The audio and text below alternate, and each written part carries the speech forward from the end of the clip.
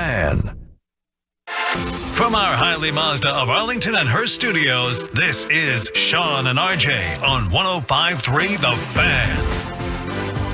Well, I thought I was going to start the show. good morning, Metroplex. It's the Hump Day edition of Sean and RJ here on DFW Sports Station 105.3 The Fan. As I just walked into the studio about 67 seconds ago. By far, 30 seconds ago. By far the worst rain I've ever driven in when it comes to the 14, 15 years here in DFW. So be careful out there. Better yet, don't even leave the house. Don't even leave the house. Tell the bosses, work hazard.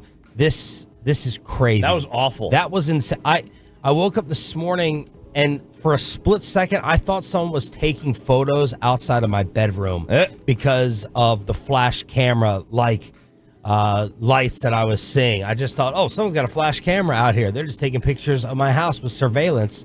And the rain, I was like, all right, it's going to ease up here on 80. It's going to ease up on 30. It's not going to be the same on 75. No. It was every step of the way, and apparently it was for you as well. Yeah, I got up, and our dog will not go outside and pee by himself, so I have to go outside with him. So I have to walk all the way to the spot of the grass, or the turf in the backyard. Turf Concepts Online. So I was already soaking wet, but before I even did anything this morning, and it was my wheels. I do believe I need new tires. My wheels did not touch the ground the entire way. I had the stupid the pedal. I had it pinned. The car could not get up to speed because the wheels were not touching the ground. So I'm struggling to get over 65 miles an hour. I mean, you shouldn't be going 65 in this anyway. Well, everybody else was. I keep up with the flow of traffic. People were going. No one I was around went 65. Yeah, about 65. Now we get to Dallas, it's closer to 50. But like out in on 114, less traffic, less people. You're getting up to about 60, 65. But it was a struggle.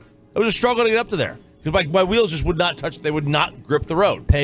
Was it just as bad for you at like 3:30? I guess perks of waking up at 3:15. I had no rain on the whole way here. The roads were wet. I woke up 3 times in the 2 o'clock hour to thunderstorm, lightning, and just rain beat my window. But 3 because normally you'll text us like, "Hey, be careful driving in." We got none of that. Wet roads, but nothing all the way here. Maybe a little sprinkle, but I avoided it. Instead, we're getting text messages. Is the air conditioning fixed? Like Bobby's like picking out his damn outfit in the house instead of just wearing a t-shirt in here or a t-shirt underneath of his sweatshirt. Is the air? We're like, Bobby, we got bigger things to deal with. And if you're texting at 4:30 in the morning, get your ass in here for the 5:30 start of the show. The red, I'm looking at the radar right now, and right in that meaty area, that 440 till now was just red. That seems to be dissipating to the point where, the first 10 minutes or so of Bobby's drive, he'll be fine. We are still firmly in the red here in downtown Dallas, and will be until about 7 o'clock. 7 o'clock like this? No way. Yeah, look at the red. That's the red. That's 5:30, and there's downtown. Yeah. 6:30 right there, still in the red. 6:40, 7 o'clock. Just getting out of the red at 7 o'clock. Is Ryan in here? Ryan good? Ryan okay. He caught in the same time I did. We pulled in together. I've never been so happy for an overpass. Oh, I know. And then I sit there and get on our exit. I'm like, okay, I'm here. I've made it home. But then I remember this stat. I don't even know if it's real or not. Where the accidents happen the closer you are to your home or your destination. So I'm like holding on for dear life on McKinney Avenue. Yeah, well, I think that they say that, I think, because that's the most of your driving is done by your house, I guess. I don't know if that's the stat or not, but I have heard that one too. The overpasses was the time I was able to straighten my car out. That was it. I was able to You've been talking about needing new tires for a while. Yeah, I know. I'm waiting. I'm giving my son's getting my car in December when he gets his permit. Oh. So I'm trying to wait this thing out. I'm trying to wait out brakes and tires. I don't know that I'll be able to make it. Now, listen, there will come a point here in the next couple of weeks where we won't see rain until October. Yeah. So I can, if I could get through this season, which I saw this is like, they say every 8 years this happens. 2015 was the last time we had rain like this. We're late. I told you yesterday it was more than normal. Yeah, it's about every 8 years. Like Great Lake Grapevine, when I was living in Trophy Club at the time, it flooded to the point where like there was an area where you could get down. There was like a checkpoint, completely flooded out. It's completely flooded out now. It's about the same as it was back then. So it's about every 8 years we get something like this.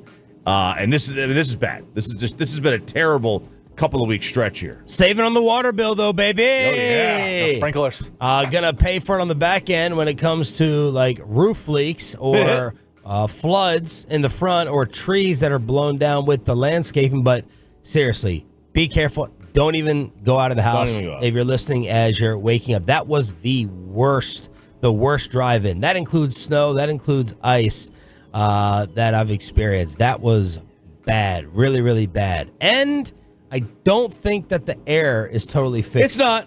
It's not fixed. This is like I'm getting like a little bit pissed off now. This is getting ridiculous. Thanks, Armando. Is this from like last Wednesday?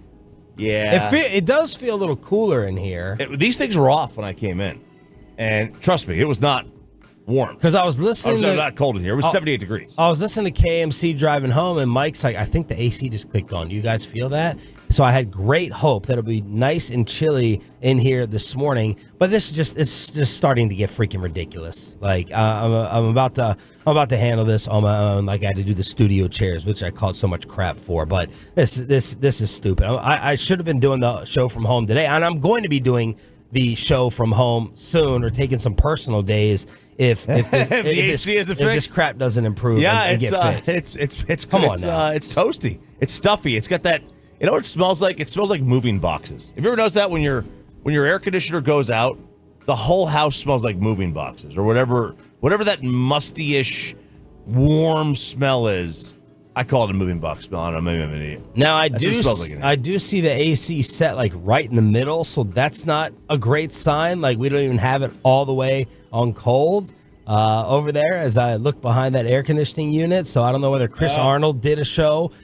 Chris Arnold's skinny ass would still have it all the way on heat, even with the air conditioning out. So that's absurd. We might want to put that all the way on cold just to see. We can do that. Yeah, we can move that over. I didn't even notice. I came in, I was like, ooh, it's hot in here, and I just assumed that the AC wasn't working. Yeah, I don't think it's working.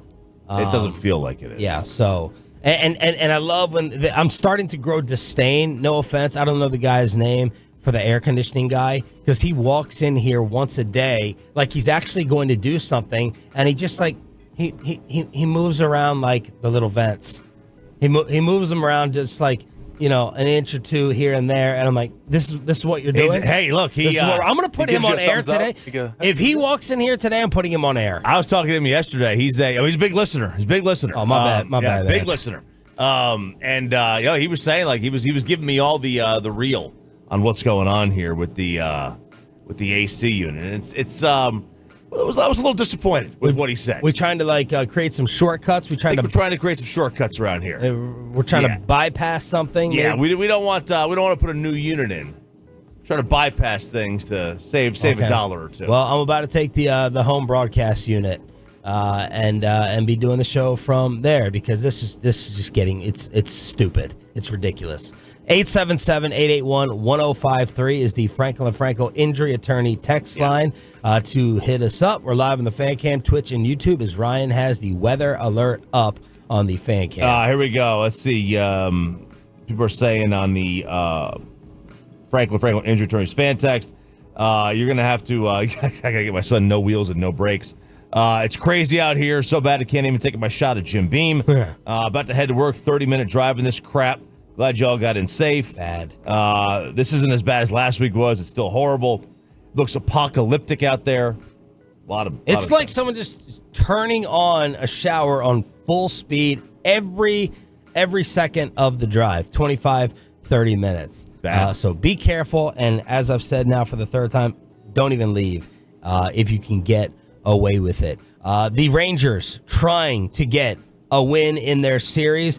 Good news with Max Scherzer, and we say goodbye to an awesome Dallas Star. It's the Hump Day edition of Sean and RJ. Good morning, Ollie. Glad you're waking up with us. Be careful right here on the Fan. coming up in the next. Uber Eats has Lola B products? I gotta remember that. Well, you know, they say in order to remember something.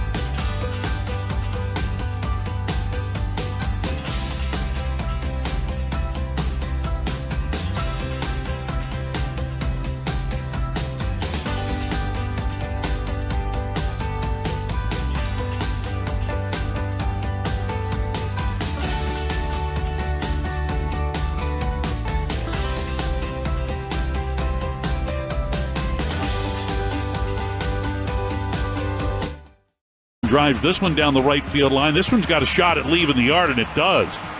Zach McKinstry hits his first home run of the season. He's had a history of success against Dane Dunning. He's now 6 for 12 lifetime against Dane as he gives Detroit a 2-0 lead. Can we bring the Stars back, please, so I don't have to watch this? This is just, it's a waste of time. The Texas Rangers scoring 2 runs in their last 2 games. They fall to the Detroit Tigers 3-1 after scoring 1 run again against a team that is, look, the AL Central, it's looking a little tough. Yeah, it is. Detroit's 1 game over. They're in 4th place in the Central. The Rangers are 3 games under, and they're in 2nd place in the West. The Central's never been good, and it finally is for the free. I mean, like Minnesota's in 3rd, 6 games over. The Royals are in 2nd, 10 games over, and the Guardians are rolling at 40-20. Yeah, they have one of the best records in the sport. Only I think the Phillies have a better record, Yankees have a better record, and maybe one other team. That's it. Yeah, they're really, really solid. The Central's been very, very good this year. And the Rangers have just won 5 of 6 coming into this series, and they come in, and their pitching's been fine. The pitching's not been the problem. They've given up 5 runs in 2 games. They can't hit. They can't hit with runners in scoring position. They can't hit with runners in scoring position.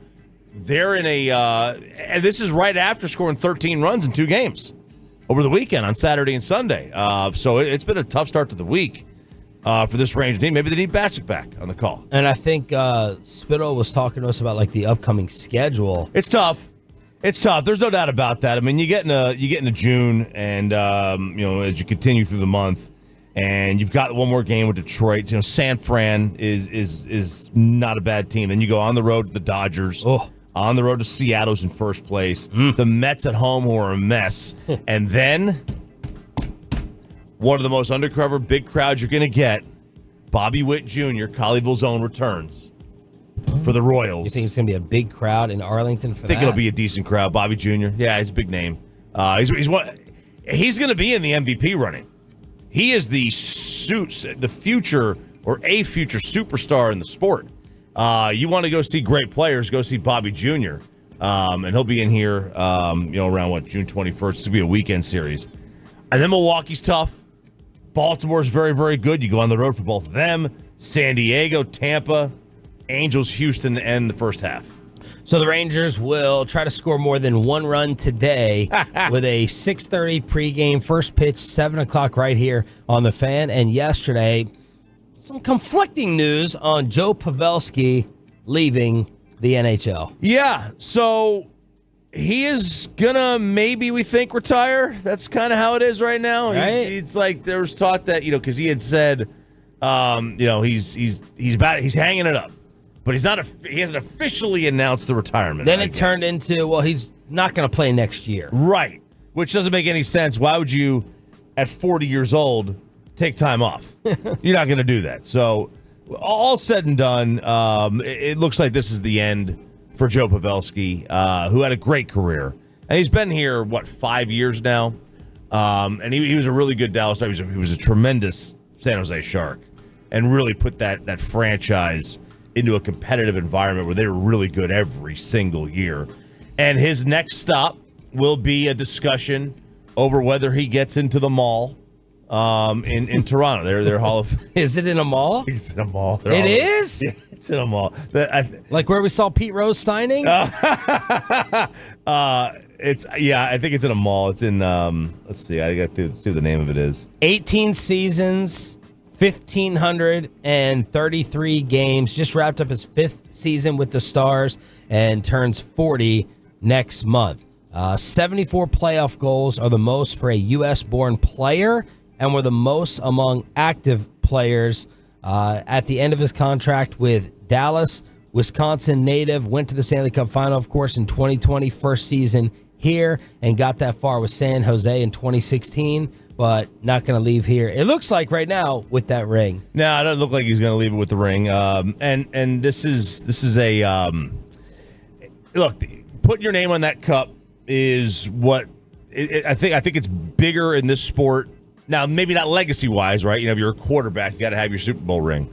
But lifting that cup, put your name on it, just feels like it's more important for those guys than any other sport. I don't know why it's like that. Maybe it's the trophy itself, but it's a shame that he didn't get his name on it. The WNBA staying in the headlines last night as Angel Reese gets ejected for arguing. So not any cheap shot that she did or celebrated, but she was called for her 5th personal foul and then called for 2 technical fouls by the same official. That brought me great joy because I am an anti-Angel Reese person right now. But Lonzo Ball tweeted, "This bunch of BS, I got your fine," to the tune of $400. Oh, it's a $400 fine. Yeah, they don't. They can't fine them that much in the WNBA. Like they don't make a lot of money. Like for the first 3 technical fouls in a season, the WNBA assesses a $200 fine for each. Techs 4 to 6 each get a $400 fine. A 7th tech, taking you into Draymond territory, brings an $800 fine plus a 1-game suspension. Wait a second. Caitlin Clark has 3 techs. 3? How, do they just give technical fouls out like water? How does Angel Reese already have 4 to 6 techs? It's 10 games in. I know. She's get a technical foul in half her games. Caitlin Clark's getting a technical foul in 30%. What are they doing over there? I know. Like, the WNBA probably should have sat down and said, all right, we need to have like a company meeting here before the season starts. Number one, let's not kill and run Caitlin Clark and her team into a wall. Like, their schedule has been insane. The league was like, we're putting them on every single game, every single national broadcast, and we're going to play them nonstop. I think they had played like 11 or 12 games. The defending champ, Aces, had played like 6 or 7. Yeah. So they're running them ragged. And then, refs, we got this rookie class. We got a lot of hype. Let's not throw these women out of these games and tech them and tee them up and sit there and bring our fines in and have money as a discussion either after that's been hanging over our heads. Well, they've been losing $12 million a year, so they might as well try to get some money from fines. Who's the WNBA commissioner? Adam Silver, I think. Is he? Is he the commissioner of that league as well? We haven't gotten a comment from him at all about the Caitlin Clark stuff? Oh, sorry, Kathy Engelbert. So the NBA owns and runs the WNBA. But Kathy Engelbert is the commissioner. She was named in 2019. This is Angel Reese, of course, taking a little shot again at Caitlin Clark, being like, she's not the only reason for all this popularity. It all started from the national championship game, and I've been dealing with this for 2 years now. And understanding, like, yeah, negative things have probably been said about me, but honestly, I'll take that because look where women's basketball is. People are talking about women's basketball, but you never would think that we'd be talking about women's basketball. People are pulling up to games. We got celebrities coming to games, sold out arenas, like, just because of one single game. And just looking at that, like, I'll take that role. I'll take the bad guy role, and I'll continue to take that on and be that for my teammates. And if I want to be that, and I know I'll go down in history, I'll look back in 20 years and be like, yeah, the reason why we watching women's basketball is not just because of one person. It's because of me, too, and I want y'all to realize that. As Atolo said, she's the female version of Draymond. I'm starting to agree. And no time for jokes, fat girl. Peyton. That's Peyton Russell. Jeez, Peyton. And then as another Tolo said, she failed to bring up who else played in that national championship game for that huge rating that was the springboard that she's referring to. Yes, she is right. There is no Caitlin Clark intrigue. I shouldn't say that. There is no Caitlin Clark blow up like this without her doing the "you can't see me." That springboard, it got us talking about that springboarded everything. Without the "you can't see me," taunting, whatever you want to say, trash talk, whatever, there is no fervor the way there is today. However, this is not about WNBA. This is not about Angel Reese. This is about one person. That's it. At the end of the day, go look at the non-Caitlin Clark WNBA game attendance from this past weekend. Round it up to the nearest 1,000. 8,000, 4,000, 10,000, 7,000, 3,000, 10,000, 7,000. Those were the non-Caitlin Clark games. In the Caitlin Clark games, 17,000, 17,000. It's not about nobody is showing up and talking about WNBA. They're talking about Caitlin Clark. Here's the schedule, by the way. The Fever, that's who Clark's on, right? Indiana Fever. Yeah. They've played 11 games. The next closest team, well, the Sun, who are 9-0, they've played 9 games. The defending champion Aces have played 6 games. 6 games compared to 11 as they are running Caitlin Clark ragged, and it's showing because she has been stinking it up. They're really doing a disservice because only 6 times we get to see Kelsey Plum and what she's wearing in the pregame. We'll just hear Darren Waller sing about it. 877-881-1053. We're live on the Fan Cam, Twitch, and YouTube. Hopefully Bobby Roberto Bell got his outfit picked out and, more importantly, got in safe to the station with the worst rain driving in that I've ever seen since I've lived in the Metroplex. Be careful out there. We're live on the Fan Cam, Twitch, and YouTube. And we need Bobby to recap what he experienced yesterday at the Ford Center at the Star in Frisco. Remember the Titans. Aaron Donald did it, and Mike Zimmer is going to have to compromise as well, all with Micah Parsons inside the Stars next. Hey, miss anything on Sean and RJ? Easier than ever to find the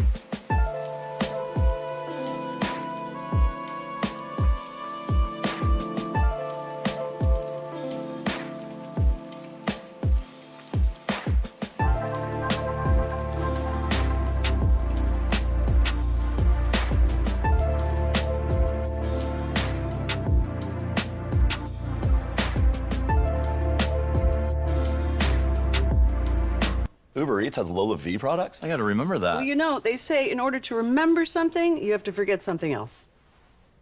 Okay, now that is a very cute haircut. That's like a little shag. I've never seen that before.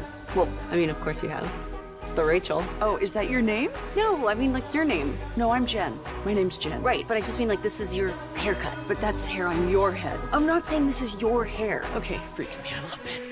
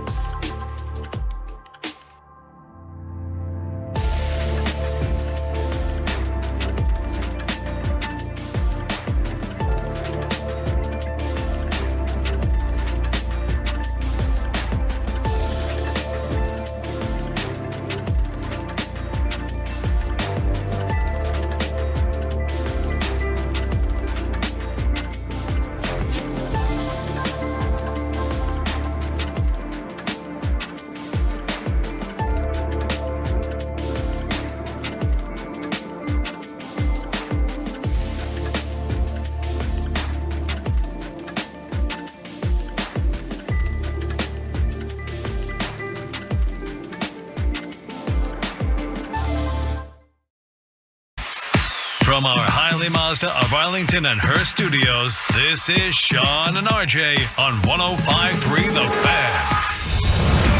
From news and notes to the coaches and players for America's team, let us go inside the stars on 105.3 The Fan. Good morning, Metroplex. Shout out to the 6 a.m. club. Hopefully you are listening from home and not out on the roads. Bobby Roberto Bell texting us to get his outfit straight this morning. What did you decide on attire-wise, and how was your drive? My drive was great because I am a born and bred Texan. I'm not one of you soft East Coast drivers. Oh, yeah, because Maryland, Texans Jersey. can lecture us on how to drive. Texas can... and drive in weather. I think Texas can lecture the East Coast on quite a bit, actually. And driving's just one of them. You can lecture us on tornadoes, on how to deal with that. You can't lecture us on driving. The rain, driving in the rain here is far worse than I think than up north. But there's no... Yeah, because people don't know how to drive. Well, also, I'm more worried about everyone else on the roads versus like where we grew up. There's more torrential rain here than there is up north. Yeah. The snow is the opposite. Snow and ice is the opposite. So, yeah, I get what you're saying. Like, but, you know, it's not... Half of this around here, they'd be canceling schools. Yeah. And just rain. Anyway. Yeah, it'd be tough. But no, it was good. I mean, it is definitely... Watch out. That Olive Street exit coming into the station over here, that thing is flooded. Coming off of, like, leading up to Fitzhugh, the exit, that is absolutely flooded. People are going, like, 2 miles per hour crawling through it, and it's going up halfway to their tires. Were you trying to decide what to wear this morning when you asked us about the air conditioning status? No, I was just curious how miserable I was going to be today. That was mainly what it was. It's not as bad. No, it's okay. It's tolerable today. All right. We got to get into what happened yesterday. Ford Center at the Star in Frisco. Bobby, set the scene as you were there. Would you like to, you want to hear about Jalen Brooks, right? You want to hear about how impressive Jalen Brooks was, how Trey Lance still a little bit inconsistent. Bobby calls me behind the scenes and then starts sending me text bits of Micah Parsons and what was going down. And look, one of the things I love about Micah is he doesn't care what you think. He doesn't, and he is not worried about optics. I will give him this. He has courage of conviction on just about everything. That if he's saying it, he's going to stand by it, and he's not going to back down to, oh yeah, maybe I should have been here. I had a nice talk with coach. No, if he doesn't think he should have been there, he doesn't think he should have been there. And so he was on fire yesterday, talking a lot about this. All right, let's roll through it then. What is the thought process behind skipping voluntary off-season workouts. I mean, I think that's always been kind of my style. I think I really haven't been here since my rookie season, so I don't think it's anything new. I think I always had my own way of doing things. And defense is defense. I'm pretty much caught up on everything. I went over it. Paul was meeting up with me, the run game coordinator, so I really wasn't missing anything, so I feel like I was just getting better, getting stronger, getting faster, just doing my things and what Micah does in the offseason. Wrestle sumos, so I just have fun. Oh, the third person drop there. There's going to be more of those throughout his comments. What Micah does in the offseason, and defense is defense with Mike Zimmer, new scheme, and Eric Kendricks saying, yeah, it can be a lot to pick up. Yeah, I don't know what he means exactly when he says defense is defense. Is he saying defense is just you're reacting to the ball, right? Which if that's the case, that explains a lot of busts that this defense has had over the years. I remember Terrence Newman. Trying to think the year. You don't remember too well. They changed schemes coordinators in the middle of the year, 4-3-3-4. It was like a coordinator change in the middle of the year. I think Wade Phillips fired Brian Stewart or something like that. And he said it ain't rocket science. That's what it is. He goes, it's defense. It ain't rocket science. We'll figure it out. No, offense is going to be more complex with the time and things like that. But again, Micah's talking about what he has learned over the years in terms of what he's supposed to do in Dan Quinn's defense, which is a more static defense and is a defense that just kind of gives you a look and sends certain rushers and things like that. Zimmer's defense is not that. Zimmer's defense is meant to be complex. It's meant to show blitzes and drop into coverage. It's meant to show certain things in coverage and send blitzes. And it is not a simple. Their whole thing is about Micah into coverage. I'm going to reach the TV and slap him. Well, get ready to slap him because that will happen. A lot? It's going to happen. Some. We played that audio from his conversation with Werder and Mosley where he had said that, look, if I send Micah every time, the center's going to go after him every time in the A-gap. You talked a lot about becoming a leader, the spirituality, raising everyone else's mood when they're down. Micah Parsons, how are you supposed to build chemistry if you're not there to start? Well, I would say, you ever watch Remember the Titans? We're going to be in Oxnard a very, very long time. There's going to be a lot of chemistry in that building. And I think that's really the time where you see everything. It's hard to really teach someone without pads or true contact or hand points. It's just not realistic. We can't even touch each other. We're going to lose a draft pick or something like that. It's outrageous. It's not even really, I think right now it's just more technique. It's a lot of walkthroughs right now, nothing to anything. So for my position where I'm at, it's a lot of individual. And I could be doing a lot of individual by myself or with my trainer. Well, I'm going to say this, and you're probably not going to expect me to say this. I'm leaning towards Team Micah here. Okay. I think two things can be true. What I said months ago, which I still haven't received any text messages or tweets saying, Sharif, man, what you said kind of looked like you may be right. I'm sure Trayvon Diggs will DM me later on this morning like he did last time. I think what I said months ago is proving true, but I also think what Micah is saying about these OTAs is also true.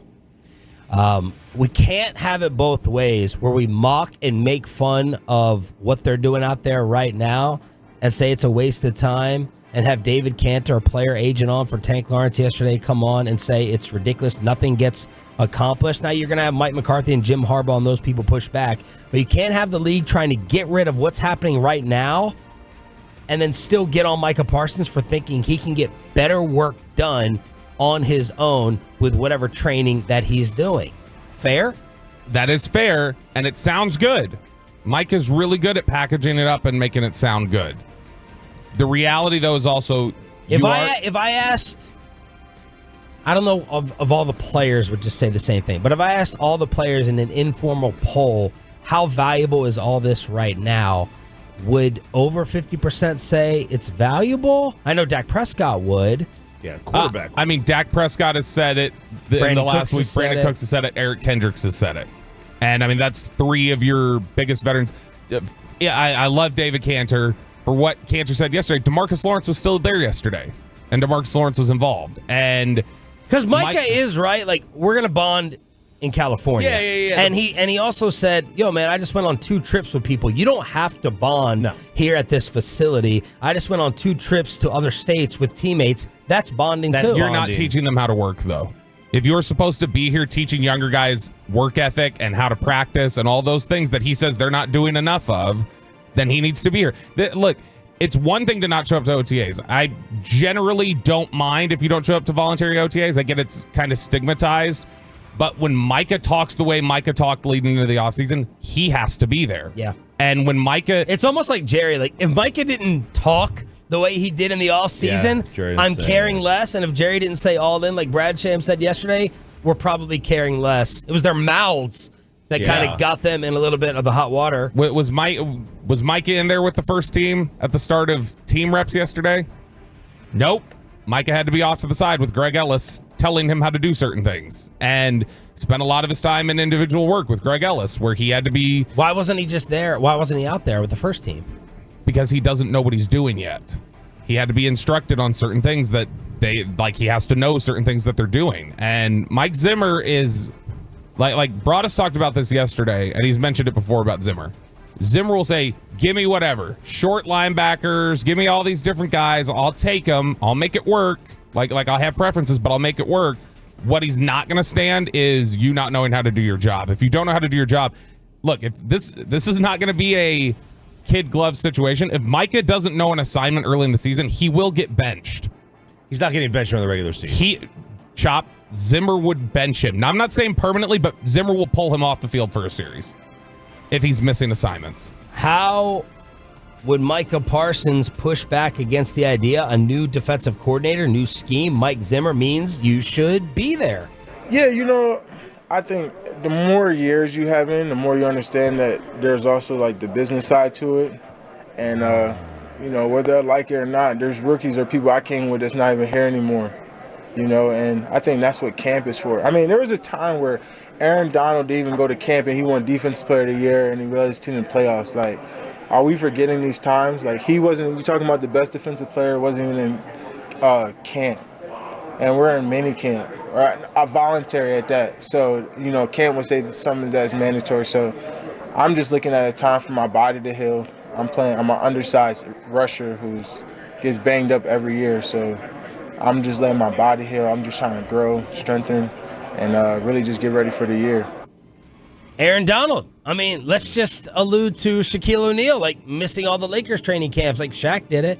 Shaq still won a championship. Yep. You can pick examples wherever and however you want. Ask Jordan Montgomery and Blake Snell how that all worked out for them. Yeah, I mean, you went in and decided not to go training camp. And, we don't need this. Yeah, you do need to. Athletes need to have their body is like it's a machine. It's got to work. It works at its peak efficiency when it's working all the time. And was Donald missing because of money? A holdout? Don't remember if it was because of that, but I mean Mike is not addressing that specific point. He's just saying the work didn't matter. Yeah, clearly, he was ready to go. But it sounded like there was a little. He was about to. He was about to go towards the finances. Well, in this next clip, he did. I don't think it's changing, but I think some people definitely get paid to be here, and I don't think people take that into account either. Like, some people get paid a whole bunch of money to be here, and some don't, and I'm not one of them. So is he talking about he doesn't have the mega contract, or he doesn't have a workout bonus? Here's the thing. Well, no, that's a good question. But here's what does he have? Like, so some guys have like if you show up for this, you're going to get a $500,000 workout bonus. Are there separate OTA clauses? Yeah, that's part of it. But again, that would be something that would be put into a new contract. Right. So if you are, the problem here is that's fine. You can talk about all these different reasons as to why. Hey, look, it's individual work. I'm just trying to better myself. All right. Well, that kind of betrays what you're telling me. What you're telling me is, I'm not getting paid to be here. Yep. And if you want me to be here, pay me. Yeah. When all he's been talking about in the offseason is, I don't care about the money. I totally understand and agree with CD getting paid. You know what I mean? Like, a lot of hot air out of this guy. Mm-hmm. Lot of hot air. Like, look, let's give him credit for speaking his mind, but stick to your mind. Stick to what you're speaking. You have given the impression that you are totally fine with being third in line payment-wise behind Lamb and Prescott. It didn't sound like it yesterday. No, and for Micah to talk about, look, the reason I'm doing this, I have to heal up my body. I have to take care of my body. I have to do that. Then, okay, why are you doing, hey, punch me in the sternum? Hey, I'm going to go do the sumo wrestling thing, which he told us yesterday is some of the most physically violent stuff he's ever done. That doesn't sound like you're really, like, top priority is, well, I got to get my body from being so banged up. Sounds like you're continuing to put it through stuff like that. And it's just, there's a little bit of pretext here. 877-881-1053 is the Franklin Franco injury attorney text line. So just to sum that up, I do think what I said months ago is showing some true colors, but I also understand what he's saying about this voluntary stuff. Like, it's this peer pressure that the teammates, and the league puts on you for showing up to something that is voluntary. It's like my dad with paternity leave. He's like, call me soft. He's like, don't be taking all that paternity leave. Guys don't do that. That's new school. You don't do that. And I'm like, sorry, I'm taking it. Yeah. You guys remember the Titans? I can't even get air conditioning in here. He said, remember the Titans. He's been thinking about this. He's been thinking about his responses. Does he know Coach Boone put them through 2-a-days, and he was talking about if you guys don't get your ass together and putting you through 3-a-days? That was the thing. Luka 3-a-days. Doncic with a clap back towards a former Dallas Maverick. We continue to get you set for the NBA Finals tomorrow night. The Celtics play-by-play voice will join us to kick off the commercial-free expressway at 7:20. Luka ain't having the Kristaps Porzingis narrative. That is next. But you are having some barbecue. Look, it has been way too messy.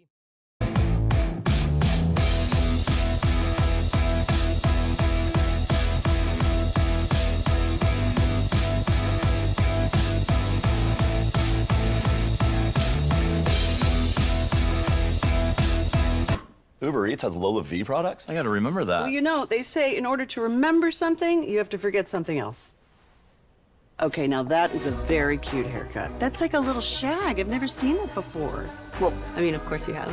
It's the Rachel. Oh, is that your name? No, I mean, like, your name. No, I'm Jen. My name's Jen. Right, but I just mean, like, this is your haircut. But that's hair on your head. I'm not saying this is your hair. Okay, freaking me out a little bit.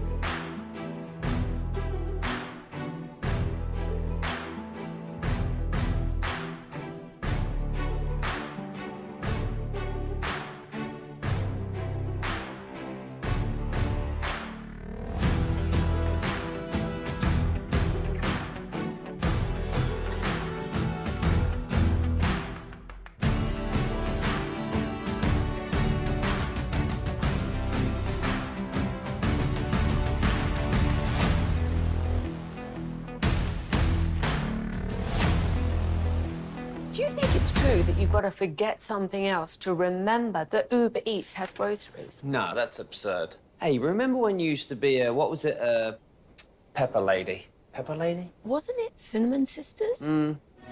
Basil babes. Saffron Squad? Nutmeg maidens? Paprika? No, Nutmeg Maidens. I just said that. Was it Spice Girls? Doesn't sound right. Was it Saffron Squad?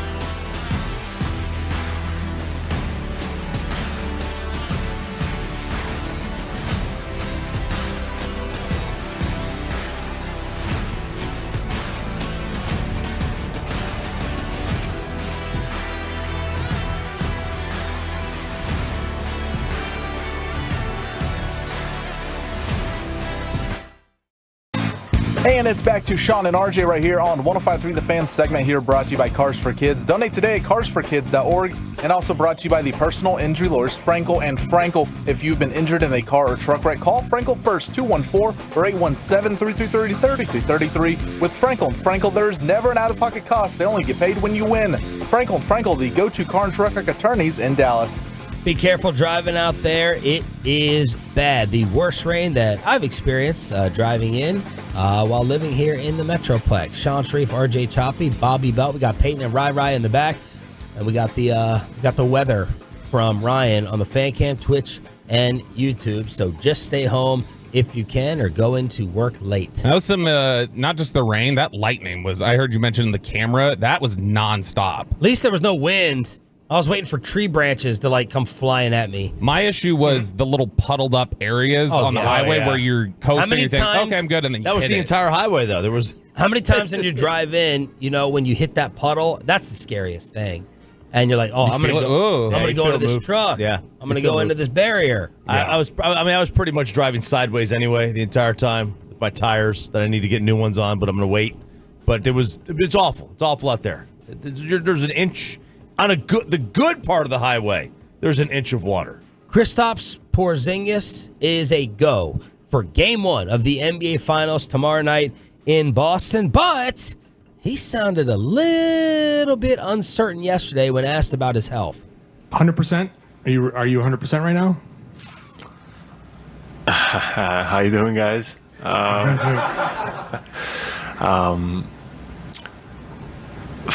Good question. I don't know. We'll see.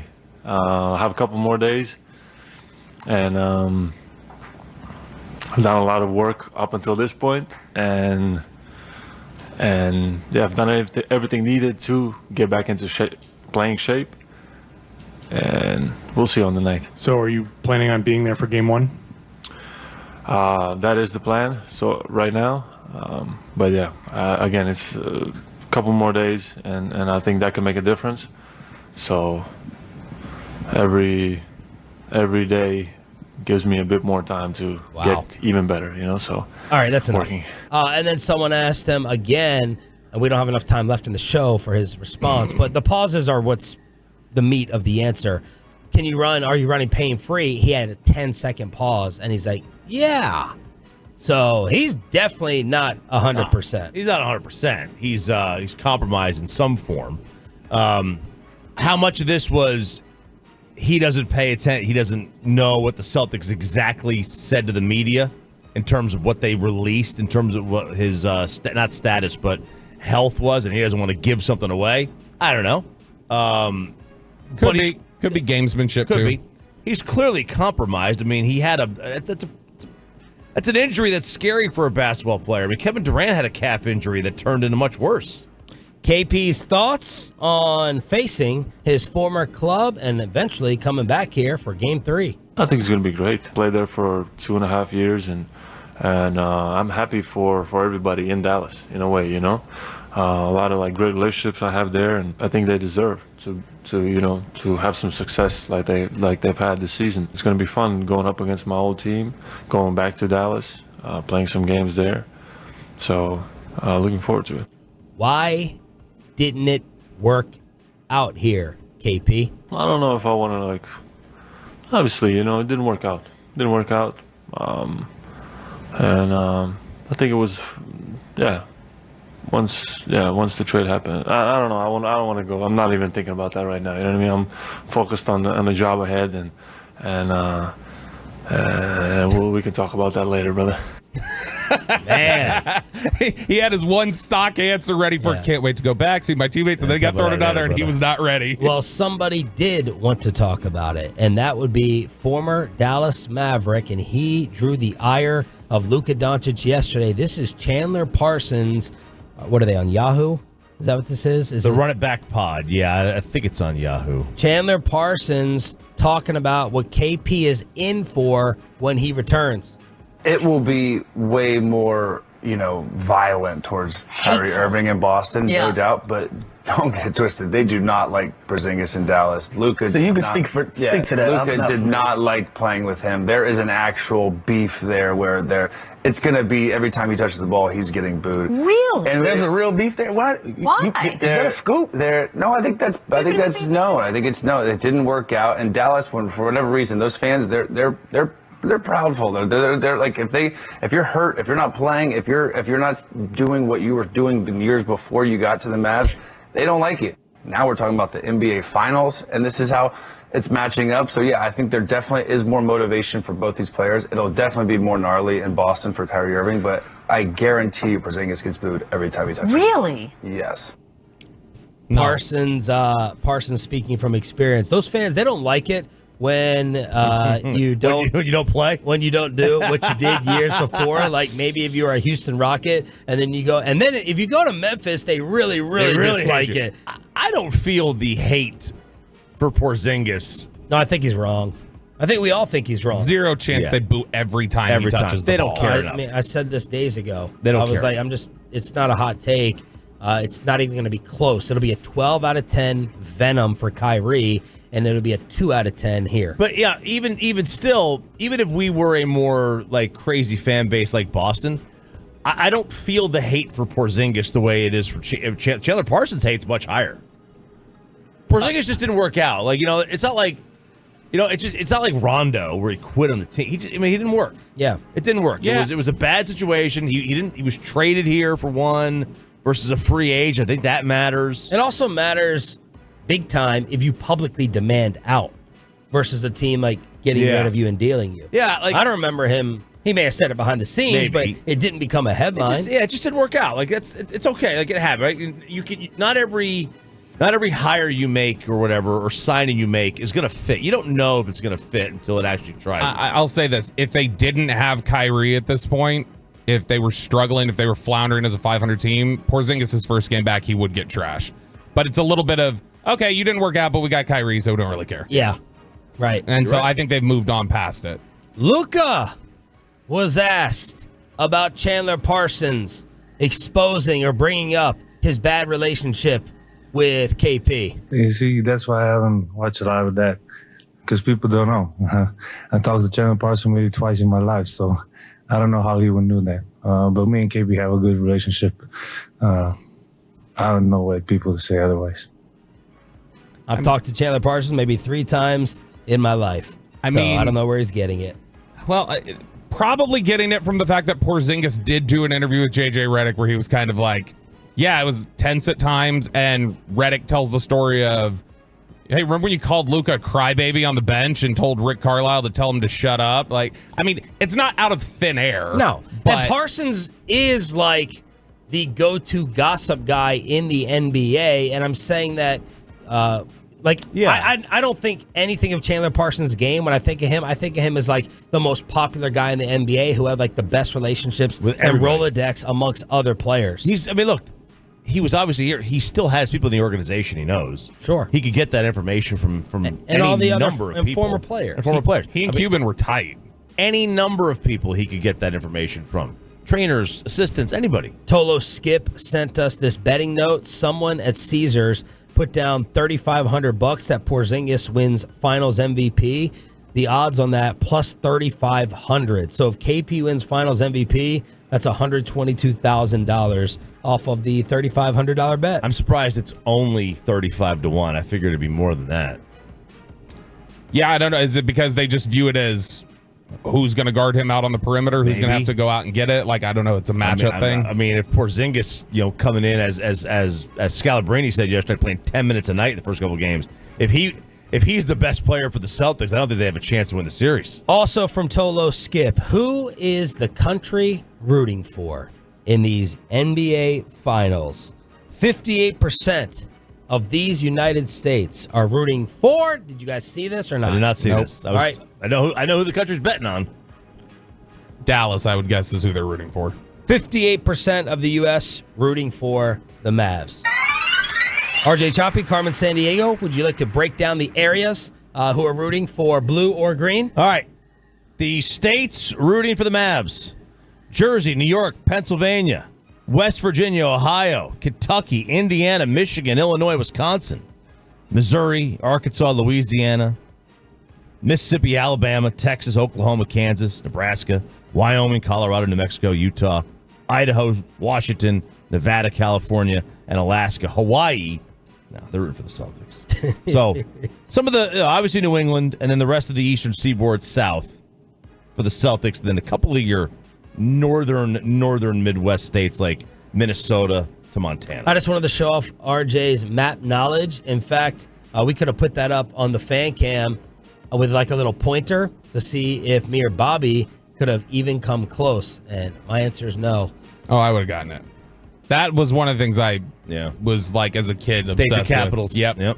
Yep. That's my son's gift. He like can put together like puzzles and it just U.S. map. Already? Oh my God, I was impressed. And they weren't it wasn't just like 7 pieces either. I was impressed. I was proud. One of my few moments of being proud. What is? I'm curious. What does Oregon have against us? Why do we have like basically the entire West Coast, but Oregon's rooting for the Celtics? Where's their interest lie? Bob, you have the referee assignments that everyone is going to be paying attention to. Yep, and a couple of these names are not going to make Mavericks fans happy. In fact, 2 of them you're probably all too familiar with. The 4 crew chiefs who have been assigned to the NBA Finals are Scott Foster. Ooh. Not a big fan of him for a lot of Mavericks fans. Tony Brothers. Ooh. Mark Davis, and James Capers. And Boston this year with Scott Foster, by the way, is 6-0. Dallas is 3-2. So Tony Brothers, Dallas has been about 500. Boston's 2-1. But Dallas actually has the advantage with Mark Davis. They're 4-1 with him. Boston's 2-1. So how does Tony Brothers get 3 games with the Celtics? He's a like you would think the big refs get the big games. The Celtics play a million big games. It's surprising. It's weird how they do that. Which sport do you think we make too big of a deal of this in? Football or basketball with ref assignments? Because we never go back and say, oh, man, it was a good call game. Oh, we got the benefit of that call with the evil ref that we all thought we were getting assigned to. I mean, look, because this is an overreaction fan thing, right?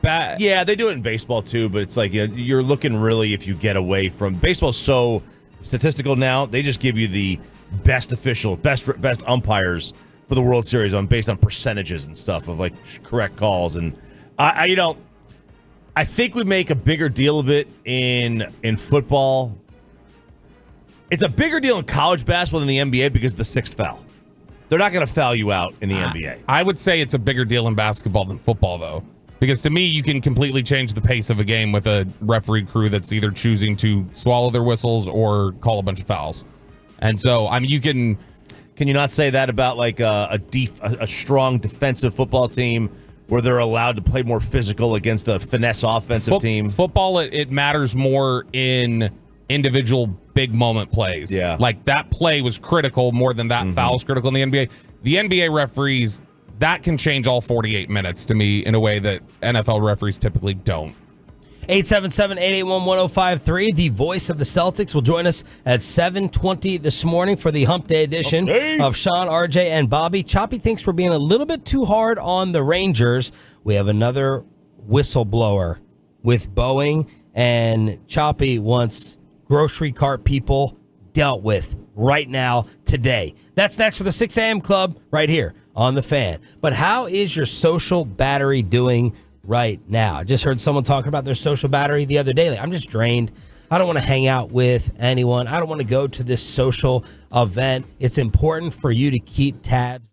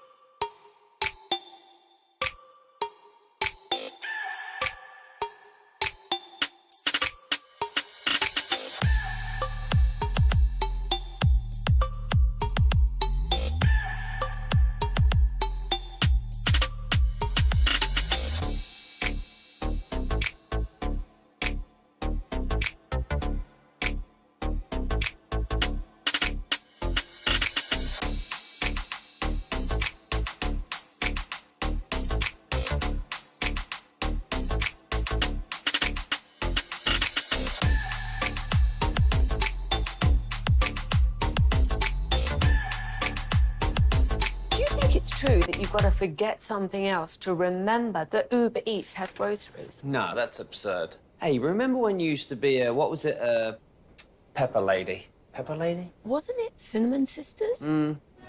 Basil Babes. Saffron Squad? Nutmeg Maidens? Paprika? No. Nutmeg Maidens. I just said that. Was it Spice Girls? Doesn't sound right. Was it Saffron Squad?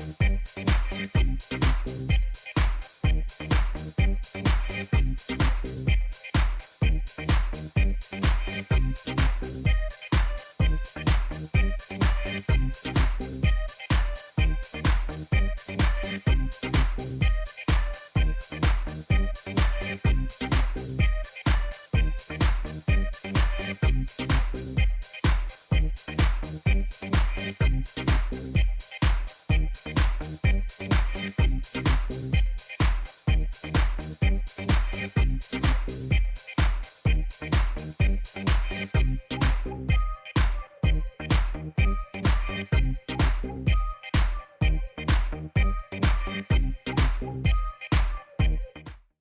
fan segment here brought to you by Classic Chevrolet. Classic Chevrolet in Grapevine is the #1 Chevy dealer in the world.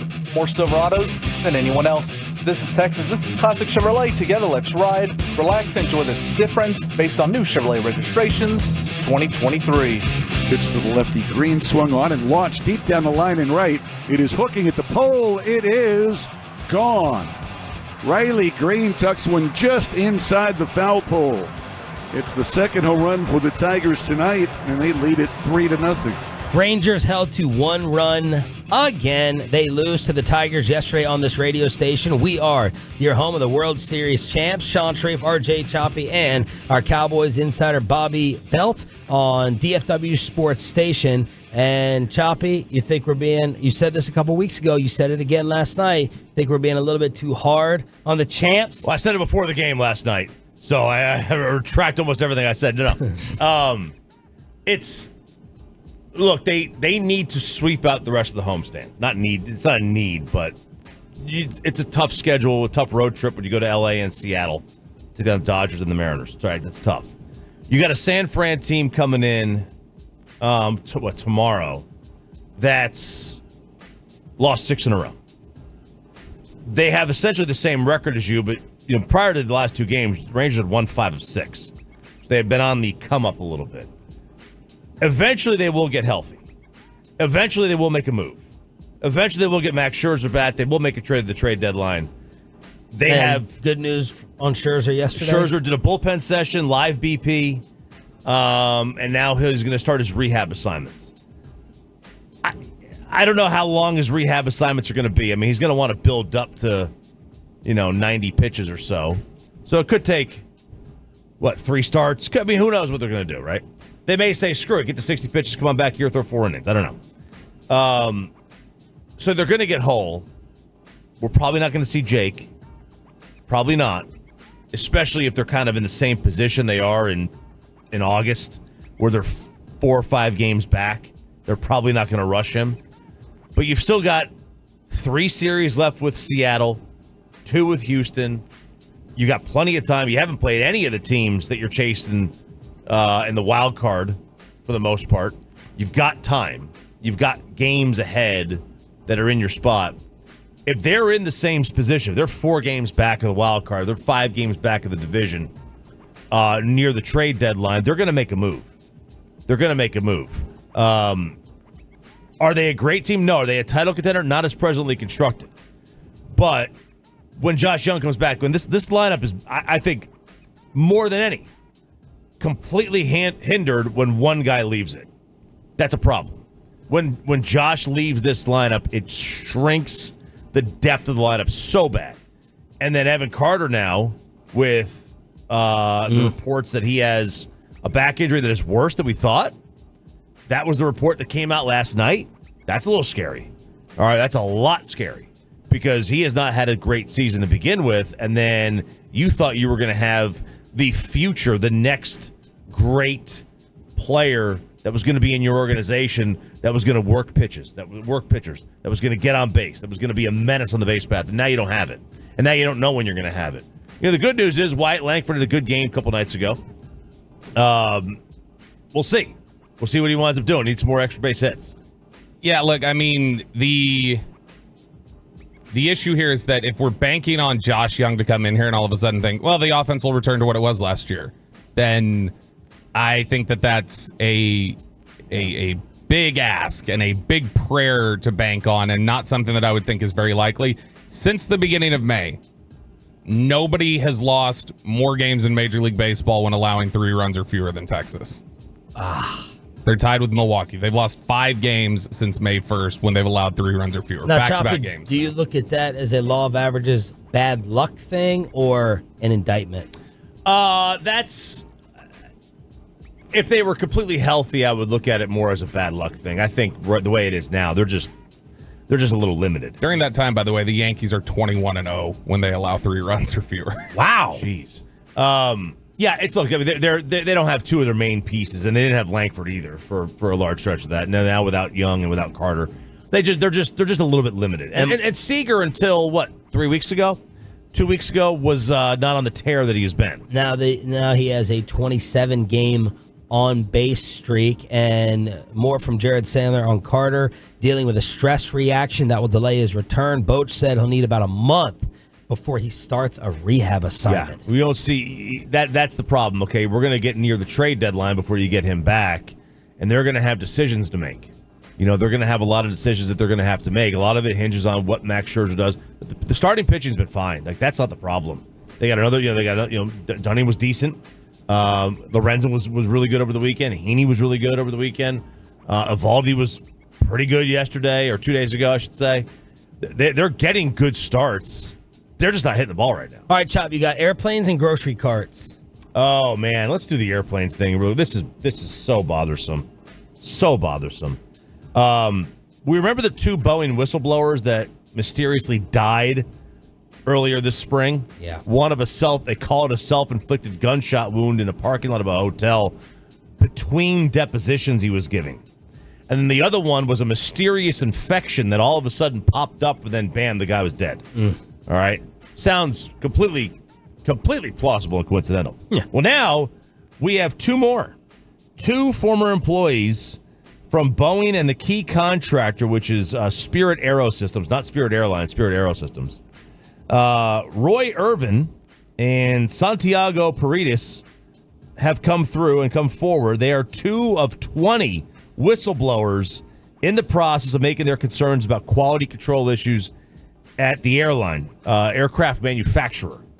And this goes all the way back to the plug door this year with the Alaska Airlines. It goes back to the 737 that crashed in Ethiopia Airlines and Lion Air in Southeast Asia.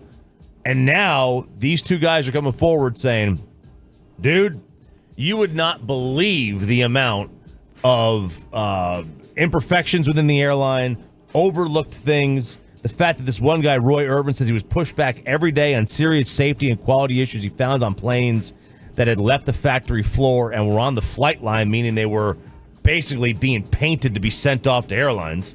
All right, they're already done. Quality control issues, bolts missing. I mean, everything's going on. He goes, and if one of these parts falls off, you just can't control the airplane. This isn't like, you get a weight that moves and you got to fight your way down to the ground. No, this is like, the whole wing falls off. The government have stepped in here to be like, we're shutting you down until we get a full-scale review and clearance on these aircrafts. The problem is, and you're right, they should. The problem is that they know that if they do that, they basically ground the economy. Because air travel is such a major part of the economy, and if they just say, "Hey, look, you can't fly any Boeing planes right now," until they all go back to the lab. What percentage of planes do you think are Boeings? Of U.S. carriers? 65, 70%, I bet. Wow. Let's find out. I bet it's a lot. Now it's growing the other way. Like when about 15 years ago, American purchased a huge Airbus inventory, and that changed things. That was the first American aircraft carrier to buy a ton of Airbus planes. But if you stopped all Boeing flights, you would put these airlines in a really, really tough spot. COVID 2.0. Yeah, it's the plane-demic. That's what it is. It looks like, and I don't know if this is a plurality or if Airbus has just passed them this much, but it says from an article last week that Boeing holds a 42% market share in the industry in the U.S. industry or overall? U.S. Yeah, and I wonder how much those the little planes, the Embraers, they hold a big share too. So I don't know if Airbus has got. That means Airbus has 58%. I doubt they have 58% of U.S. carriers. But still, you're going to halt. Either way, you're going to halt the economy if you do that. That's why they won't. And the next time you go grocery shopping or to Costco or Sam's Club, you may be thinking of RJ Choppy in the parking lot because you were enraged the other day over this. I was enraged the other day. This is a hideous woman. Okay, a hideous woman. We're not talking about looks anymore. No. After you guys Kelsey Plum discussion. No, we are not talking about looks. Oh man, I do like her. Woof. This is an entitled brat who is a doctor, Sean. Dr. Leslie who has a take on shopping carts. I'm not returning my shopping cart. And you can judge me all you want. I'm not getting my groceries into my car, getting my children into the car, and then leaving them in the car to go return the cart. So if you're going to give me a dirty look, off. Oh, she's the first. It's amazing. She's the first one, and I don't know how she does it, who goes to the grocery store with her children and then returns the cart. She's the first.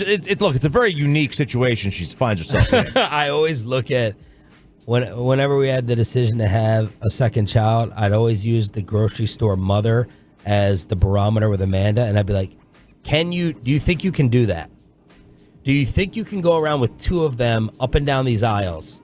Because if you don't think so, and I'm not judging you because I wouldn't want to do it, we're not having a second child.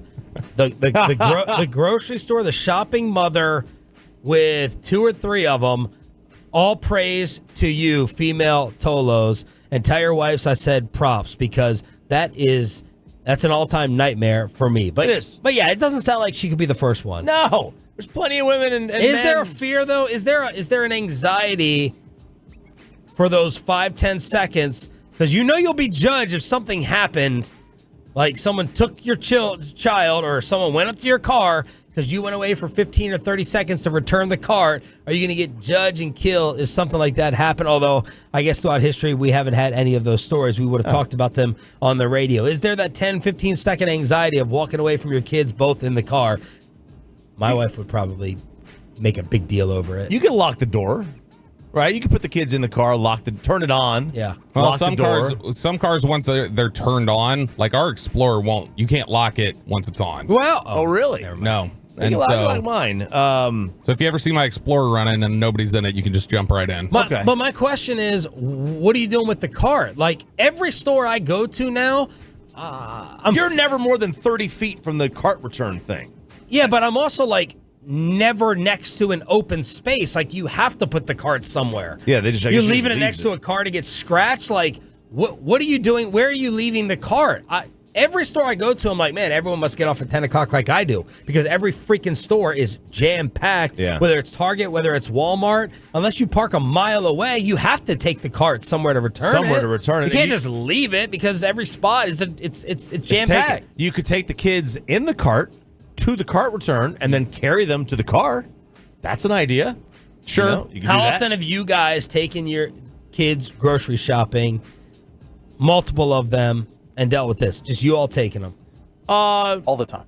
Yeah, it's. I mean, obviously, plenty of time. I can't count. Yeah. Plenty of times, especially when they were little. Yeah, they loved the cart that had a little car in front. Yeah, they want to get in that. They're far enough apart in age that I can walk them over there and drop it off. And then even when Addison was really young, I could hold Laura and then just keep Addison on the ground and hold her hand and walk her over. I didn't have to carry two kids, and so it was never an issue. As the Franco Injury Attorney's fan text says, car on or not, no kid's going to have a heat stroke in 10 seconds. Right. But kidnapping. Never know. You never know. You can lock the car. You can see plenty of stories on, America's Most Wanted or whatever. We know about Micah Parsons' comments. What about what actually happened at practice? Our Cowboys insider, Bobby Roberto Belt, was there. Shaky Dak, Trey Lance, not living up to all that offseason hype, and the real Cowboys number 3 receiver. Bobby takes you inside the Star with Cowboys practice yesterday, then the play-by-play voice of the Boston Celtics Hump Day edition. Just getting started on the Fan. But y'all, save this number. To remember that Uber Eats has groceries. No, that's absurd. Hey, remember when you used to be Pepper Lady? Pepper Lady? Wasn't it Cinnamon Sisters? Basil Babes. Saffron Squad? Nutmeg Maidens? Paprika? No. Nutmeg Maidens. I just said that. Was it Spice Girls? Doesn't sound right. Was it Saffron Squad?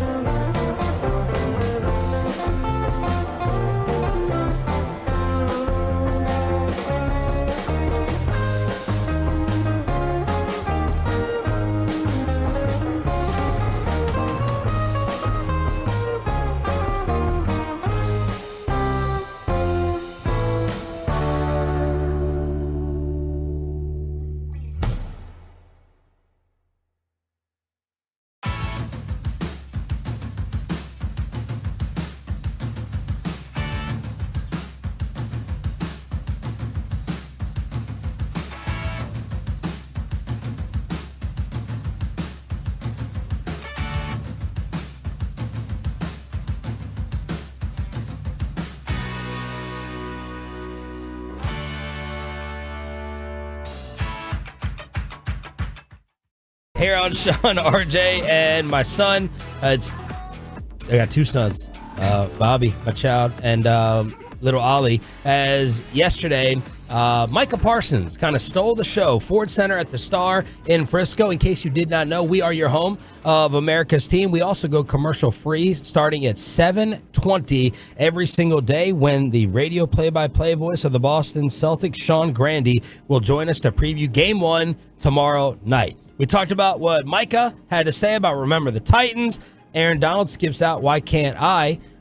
Mike Zimmer, I've said about 20 words to him. We'll get into all that later on. But, Bobby, let's go through what actually happened on the field that you saw. Yep. So we were out there at practice yesterday. Myself, Brian brought us. I was stressing it a little bit. I texted the Cowboys. I was like, please tell me we're inside today and not standing outside in this hoodie that I wore to work today. Yeah, it's not like a fan remote. Yeah, and so they ended up saying, I was told, nope, outside. It's like, crap. But it wasn't so bad. But because that PR kept making comments about my hoodie and saying you're appreciated and everything else like that. Is it hotter outside there or in here? No, it was actually pretty cool. We lucked out. It wasn't until practice was ending that it started getting kind of humid. But Dak was a little shaky yesterday in 7-on-7. His first throw of the period was picked off by Deron Bland. Donovan Wilson almost had another a few plays later, and both of those throws were on intermediate passes, sort of like between the hashes in the middle of the field. And so stuff that you're working on this time of year where you're trying to work on in-breaking routes and timing and things like that. And Bland just jumped Jalen Tolbert on that throw. And Wilson, I don't think Dak saw him right away when he made the throw was the issue there.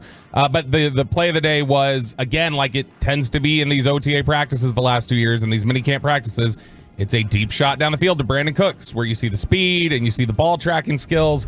Dak threw one about 50 yards down the right sideline, and Bland actually had pretty good coverage, but put it right over Bland's head. Cooks brings it in. That was kind of the big play of the day. I know nobody wants to hear it from me specifically.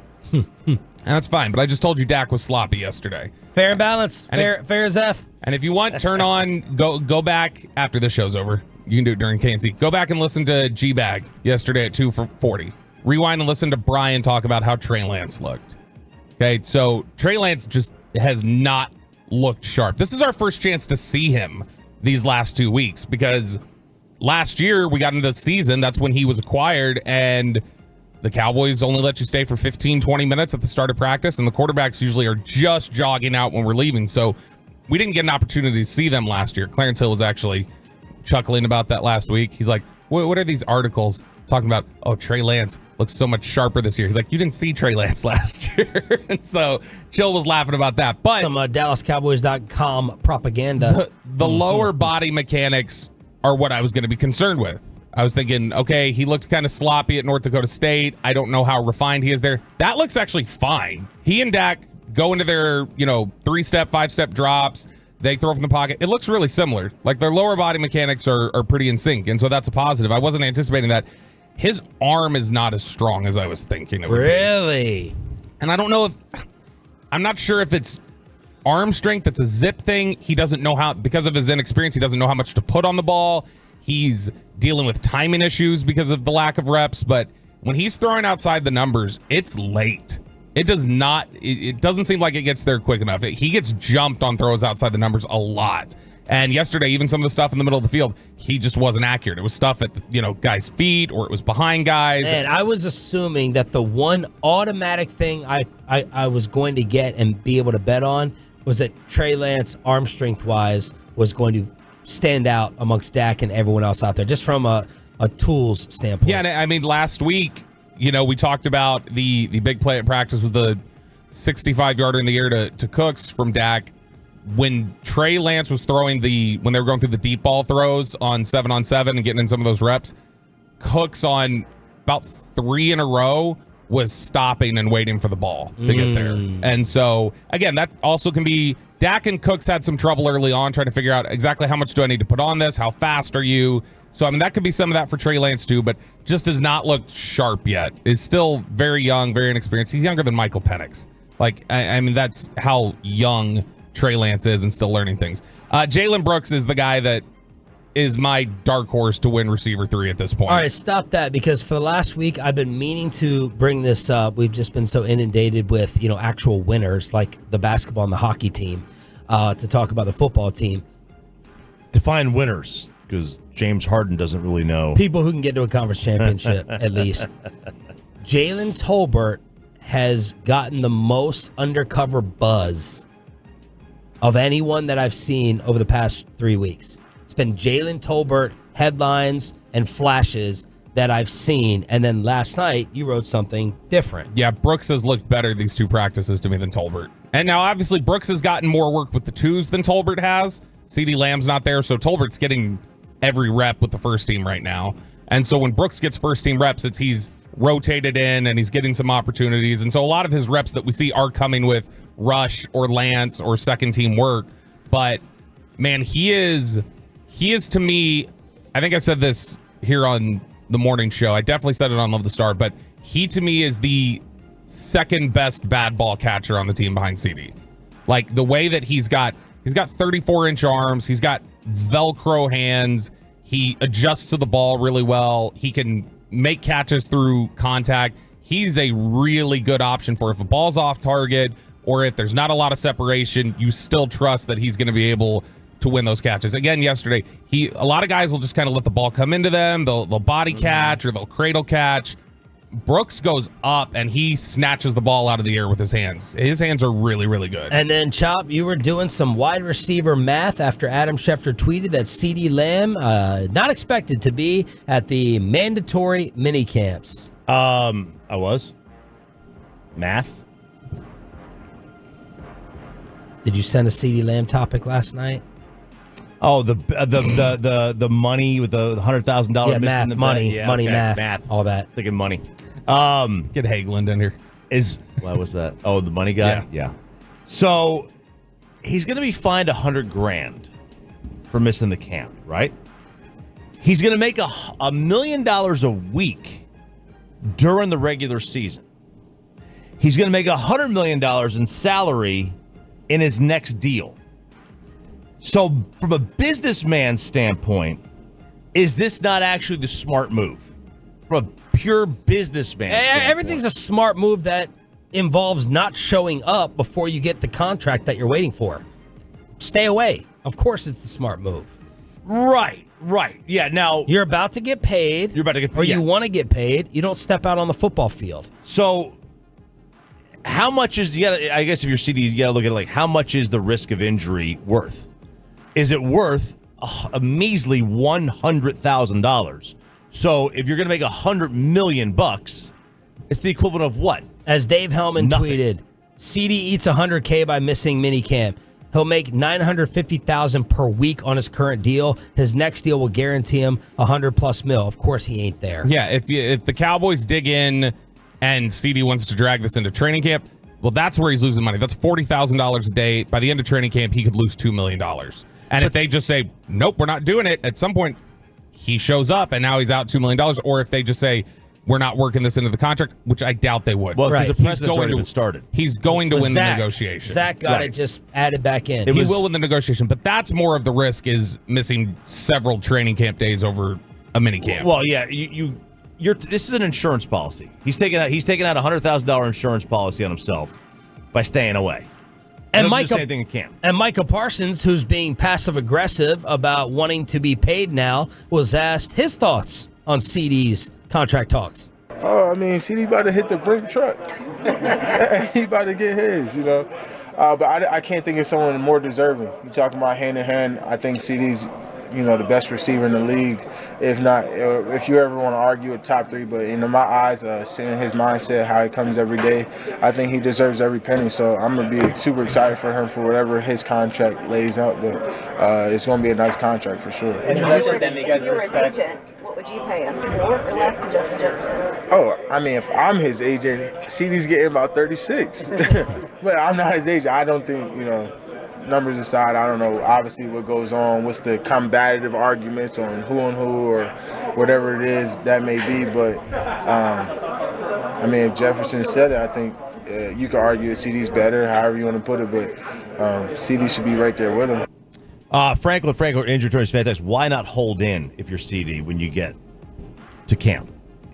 Because I don't think he will hold out for camp. I think he'll show up. But I mean, if you're talking about what would the decision be, just like with Zach Martin didn't hold in because Zach Martin was making a statement of, you don't have a leader even in the building right now. You don't have somebody there with guys. Like, this is going to be a hard absence that you're completely missing.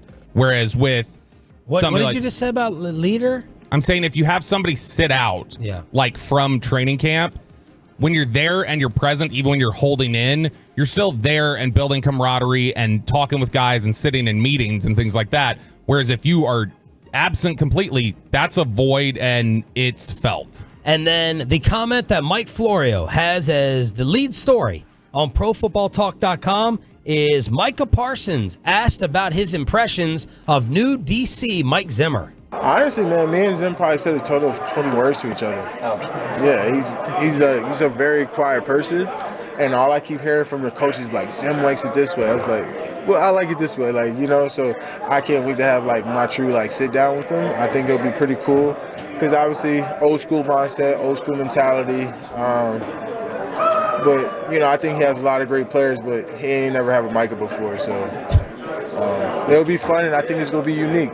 There's a lot of similarities on things, how he used me with how Dan used me in the system, but he has more twists and turns of how he's going to set things up. And also, there's some things that I got to get used to too. It's going to be a compromisable relationship. There's going to things he's like, I'm not going to give on, I don't give on. That's a part of the whole regime, It's going to be an interesting camp. Yeah, it will. Yeah, well, 20 words? 20 words between you and the defensive coordinator so far. And again, it sounds like he was getting instruction from Greg Ellis or other people and being told how things are supposed to be done. And Mike is like, no, I'll wait for him to tell me. Yeah. And Mike is saying, well, there are some things I'm just not going to give in on. He's not going to give in on some things. I'm not going to give on some things. So we're going to have to find some ground to compromise. It reads harsher and worse than what it sounded like just then, right? It does. It does read worse, but that's why when you listen to things, Jerry will say things sometimes like, I'm smiling when I say this. Yeah. Because you want to create a tone that says, this is more lighthearted than it reads, but my words are my words. Same thing there. Micah sounded like he was kind of smiling when he said it, but Florio probably just read it and wrote, things could quickly reach an impasse on the question of whether there should be a compromise. Zimmer had a my way or highway attitude in Minnesota, and 2 years out of the NFL has not softened his edge. Quote, recently, at the end of the day, we've got to do it the way I want it done. Close quote. Florio, this is going to be good or bad, depending on one's perspective. So he then finishes the article saying, did I mention this is going to be good?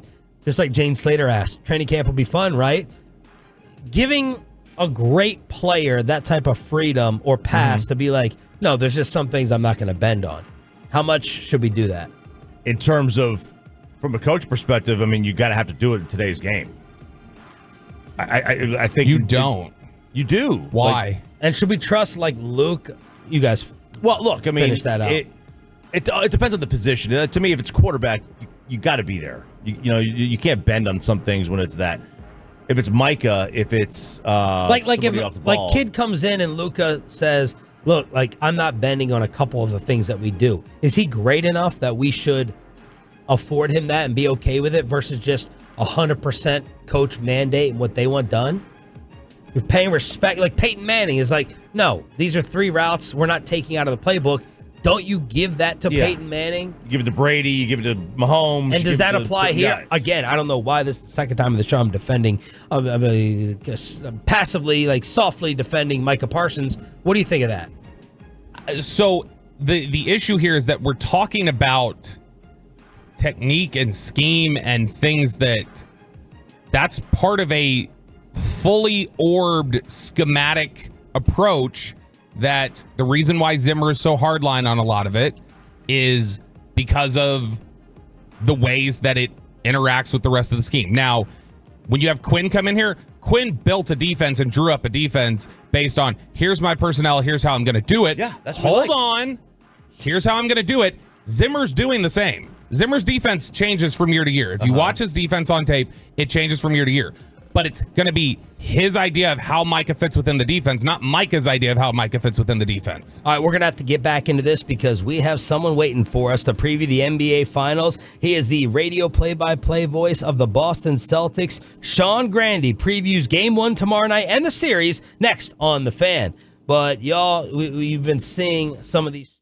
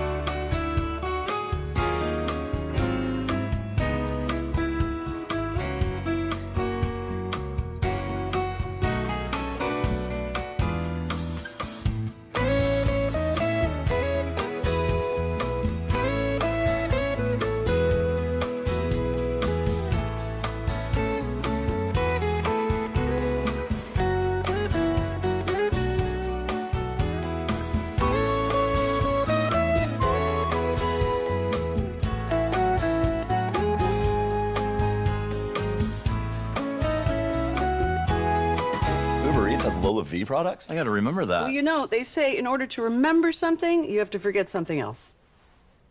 Okay, now that is a very cute haircut. That's like a little shag. I've never seen that before. Well, I mean, of course you have. It's the Rachel. Oh, is that your name? No, I mean, like your name. No, I'm Jen. My name's Jen. Right, but I just mean like this is your haircut. But that's hair on your head. I'm not saying this is your hair. Okay, freaking me out a little bit.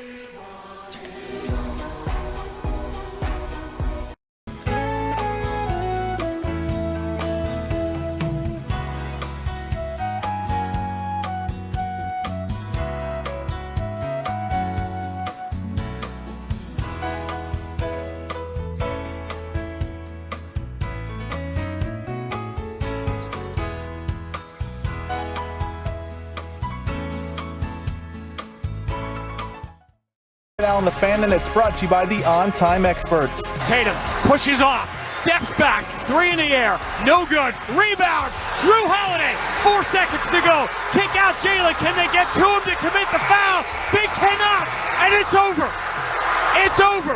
The Boston Celtics swarm the floor. Sean Grandy with the call. He is the voice of the Boston Celtics with the NBA Finals kicking off tomorrow night. Good morning, Metroplex. Sean, RJ, and Bobby with the commercial-free Expressway kicking off right now with Sean Grandy on the D&M Leasing Hotline. Good morning, Sean. How are you? Is that what calling a game sounds like? It's been so long, I've forgotten. That's right. How you feeling about this schedule that they've laid out here? You know, listen. It's probably the number one thing. Like when you're walking around town and you're talking to people, everyone's like, "Oh man, the NBA's got to fix this." And I'm thinking to myself, of all the things to complain about, if you're in Boston and Dallas right now, having to wait a couple of extra days to play for an NBA championship, probably things are pretty good in life. If this is the biggest issue we have is waiting. But you know how guys know how it works. You lock in those dates. You're not expecting the conference finals to be 9 games. You're hoping for a game 7, right? In both. In which case you'd have all this time. But so we had 48 hours of talking about Caitlin Clark getting fouled. That's the worst thing that happened to us. And now we're here and we're ready to go. What about once the series gets started? You know, they're not doing every other day. There's going to be, sometimes 3 days, between games. Do you like that, or do you think that doesn't allow them to get into a good flow? I think it's more about controlling the real estate of the time and the discussion and conversations like this. Not to mention the fact that you've also, when you made the change from 2-3-2 back to 2-2-1-1-1, you've got more travel, more east-west travel. That puts an extra day in there. So as long as the NBA wants to cover the real estate and the flow of the game. I mean, we're talking about two teams that haven't played in a week. I'm sure in the next few minutes we're going to be talking about a dude that hasn't played in 40 days. So this is the way of it. You have to get used to things in the finals. The Mavericks are going through what the Celtics went through 2 years ago, most of them for the first time today. Full media day, all the bells and whistles and the weird stuff that comes with it. So I think any of us who've been in this life are institutionalized to some degree, and it does throw off your equilibrium a little bit when you're in a brand new environment. Teams that go to the Super Bowl for the first time, that's a different experience versus teams that have been through it before. Sean, how do you see the Mavs as a matchup for Boston? I think it's potentially a really enjoyable, fun series, right? Because you've got arguably the most skilled offensive backcourt we've ever seen. With not just, I think people are oversimplifying it by saying you have White and Holiday against Luka and Kyrie. The Celtics have multiple guys that are going to have this assignment and draw this assignment throughout the course of the series.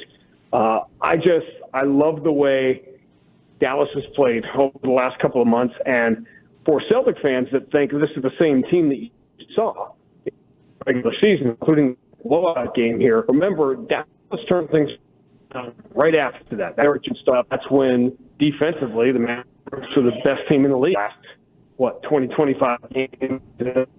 Peyton, let's reconnect them real quick. Step to the left, Sean, real quick, if you can. So there were some outages all throughout major cities yesterday. Of the stock market? Berkshire Hathaway? Certain carriers had some outages. I think on the East Coast there was quite a bit of them. All right, I think we got Sean back. Are you back with us? Yeah, see, this is the complications of the finals, right? They're blaming on the schedule. I think it was all these days off that causes cell signals to come in and out. No, I love the matchup because of the extraordinary versatility that a Luka-Kyrie backcourt creates, and it's a defensive challenge. And what I was saying before the NBA Finals knocked out the cell phone was that I don't think Celtic fans, if you're just looking at the games in the regular season, you're not getting a real feel for how well the Mavericks are playing, particularly what they've done defensively. And that Derrick Jones move into the starting lineup, which is one of the triggers for this, that sort of set it off, happened after the game in Boston, like a couple of games after. So Celtics haven't gotten a great feel in the 2 regular season games for the Mavericks team we're going to see now. Voice of the Celtics, Sean Grandy, joining us on the D&M Leasing Hotline to preview the finals tomorrow night here on 105.3 The Fan. So much has been made of the Celtics' path, and does it matter? How do you lose a game to the Heat without Jimmy, and the same thing against Cleveland with Donovan, and should you have been down 3-1 to the Pacers? And we're all trying to figure out, Sean, is that a light switch mentality thing or a weakness that maybe the Mavericks can expose with Boston? How do you answer that question of this easy path? I would answer it that I think if the Celtics win the championship, I would say, I've been saying to Celtic fans around here for quite a while, you're never going to have to apologize, ever, I promise you, for winning a championship. No one here is talking about, no kid wakes up in Denver and looks at the picture of Mike Malone dancing and the parade and says, we kind of just beat 2 8 seeds in the conference finals and the finals that year, so I don't really feel good about that championship. All that stuff's going to go away. So none of that matters. I tend to think the Celtics, I don't want to say they've been cheated, but inadvertently, it wasn't their fault that the path got quote-unquote easier. And by the way, it's not like the Celtics have stumbled backwards through this path. They've been as dominant, if not more, in the playoffs than they were in the regular season. So, they're 12-2. They not only haven't trailed, I think there's all this excitement over the last couple of years. The Celtics have had these dramatic games, right, during these long playoff runs where they were down 3-2 and they won Game 6s on the road, and Tatum had the 50-point Game 7. The Celtics, in the last 2 years, this is extraordinary. They've won 8 games in the last 2 seasons when facing elimination. So there's all these dramatic monster wins, and this year there hasn't been that. The Celtics have committed the biggest cardinal sin you can in 2024. They've been boring in doing it because they're not just beating people, they're beating people up. They've lost 2 games. They're 12-2, and their scoring differential is near 10 in the playoffs. So they have literally continued to check all. I've said all year, the Celtics keep checking all the boxes. And the end of that sentence is the Celtics, since the start of the year, have checked every box that a team checks that goes on to win the championship. They've been that good and that dominant, and it takes a lot to say, well, yeah, but they lost this game. The Celtics win over Miami. Was even losing the game in a 5-game series, that was one of the most dominant playoff series in NBA history. They outscored Miami by 18 a game in that series. And you're going to lose a game here and there. And here's the point. Here's what the Mavericks have in front of them. And is Dallas capable of winning this series? Of course they are, because they have a generational player here. And this is when we all gathered around in 20 years and we're watching Luka's last dance, this is going to be an important part of it, right? Is this where he got turned away in the finals and that spurned him to something even greater? Or is this when he finally broke through and beat this generational team? So all Dallas has to do is beat Boston 4 out of 7. That's all they have to do. The only problem with that is that the Celtics haven't lost 4 games in any 7-game span all year. It hasn't happened. Sean Grandy joining us here at 105 through the Fan. I saw a stat in the middle of the playoffs, early part of the playoffs, that the Celtics had split their last 30 playoff games at home since 2021. What was the reason for that? Do they fall asleep at home, just get upset, random, or was there something more to that? It's hard to say what was, other than it just being historically unusual, and what made it so bizarre is that they've also been, over the last 3 seasons, the best road team in NBA playoff history. If the Celtics win Game 3 on Wednesday night in Dallas, That would be the second longest road winning streak in NBA playoff history. They've won 8 consecutive games on the road, which is supposed to be the hardest thing to do. It's been a pretty bizarre twist over the last several years for them to lose all those home games and win all the road games. And you think of the run to the finals in 2022, they kept losing at home and you thought hope was lost, and then they'd go on the road and they win, including a Game 7 win on the road to get to the finals 2 years ago. But like most things this year, in this 23-24 season for the Celtics, the issues that have come up in previous years have gone away. And the Celtics this year have been an absolutely dominant team at home. And yeah, they did lose the 2 home games, but they've won, 4 or 5 in a row since. So I think that thing has largely gone away, but it's indication of a bigger picture thing you're going to see over the next couple of weeks, which is that the last couple of years of issues with the Celtics, people have brought them up, but they have not really applied to this particular team. Sean, a big part of the national narrative, obviously, you just mentioned there that this is a big critical moment for Luka's career, but it's been a lot of discussion about how big this is for Tatum and where he's at in this hierarchy and where he's at in his career. Do you think Tatum is feeling that pressure or is just aware of it? Because, I mean, he has to be aware of that level of pressure, right? I think everybody's aware of everything. It's impossible. You can't create a bubble and completely live in it. But again, one of the things that has characterized this team from last year's team is that I think that external pressure, you could see it sort of playing out. Does it exist here? Is it big? Was there, the degree of spoiled around here?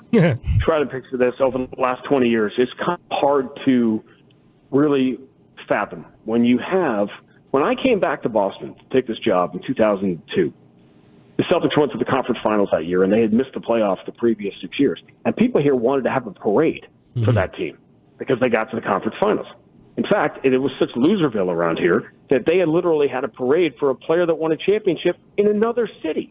They had a parade for Ray Bork when he won the Stanley Cup in Denver because that's what it was like here. Flash forward to now, and the Celtics losing the conference finals this year, not only would people have spit on it, the entire national narrative and to some degree local narrative here, this is a colossal failure if they don't get to the finals, an epic failure. Well, they did it.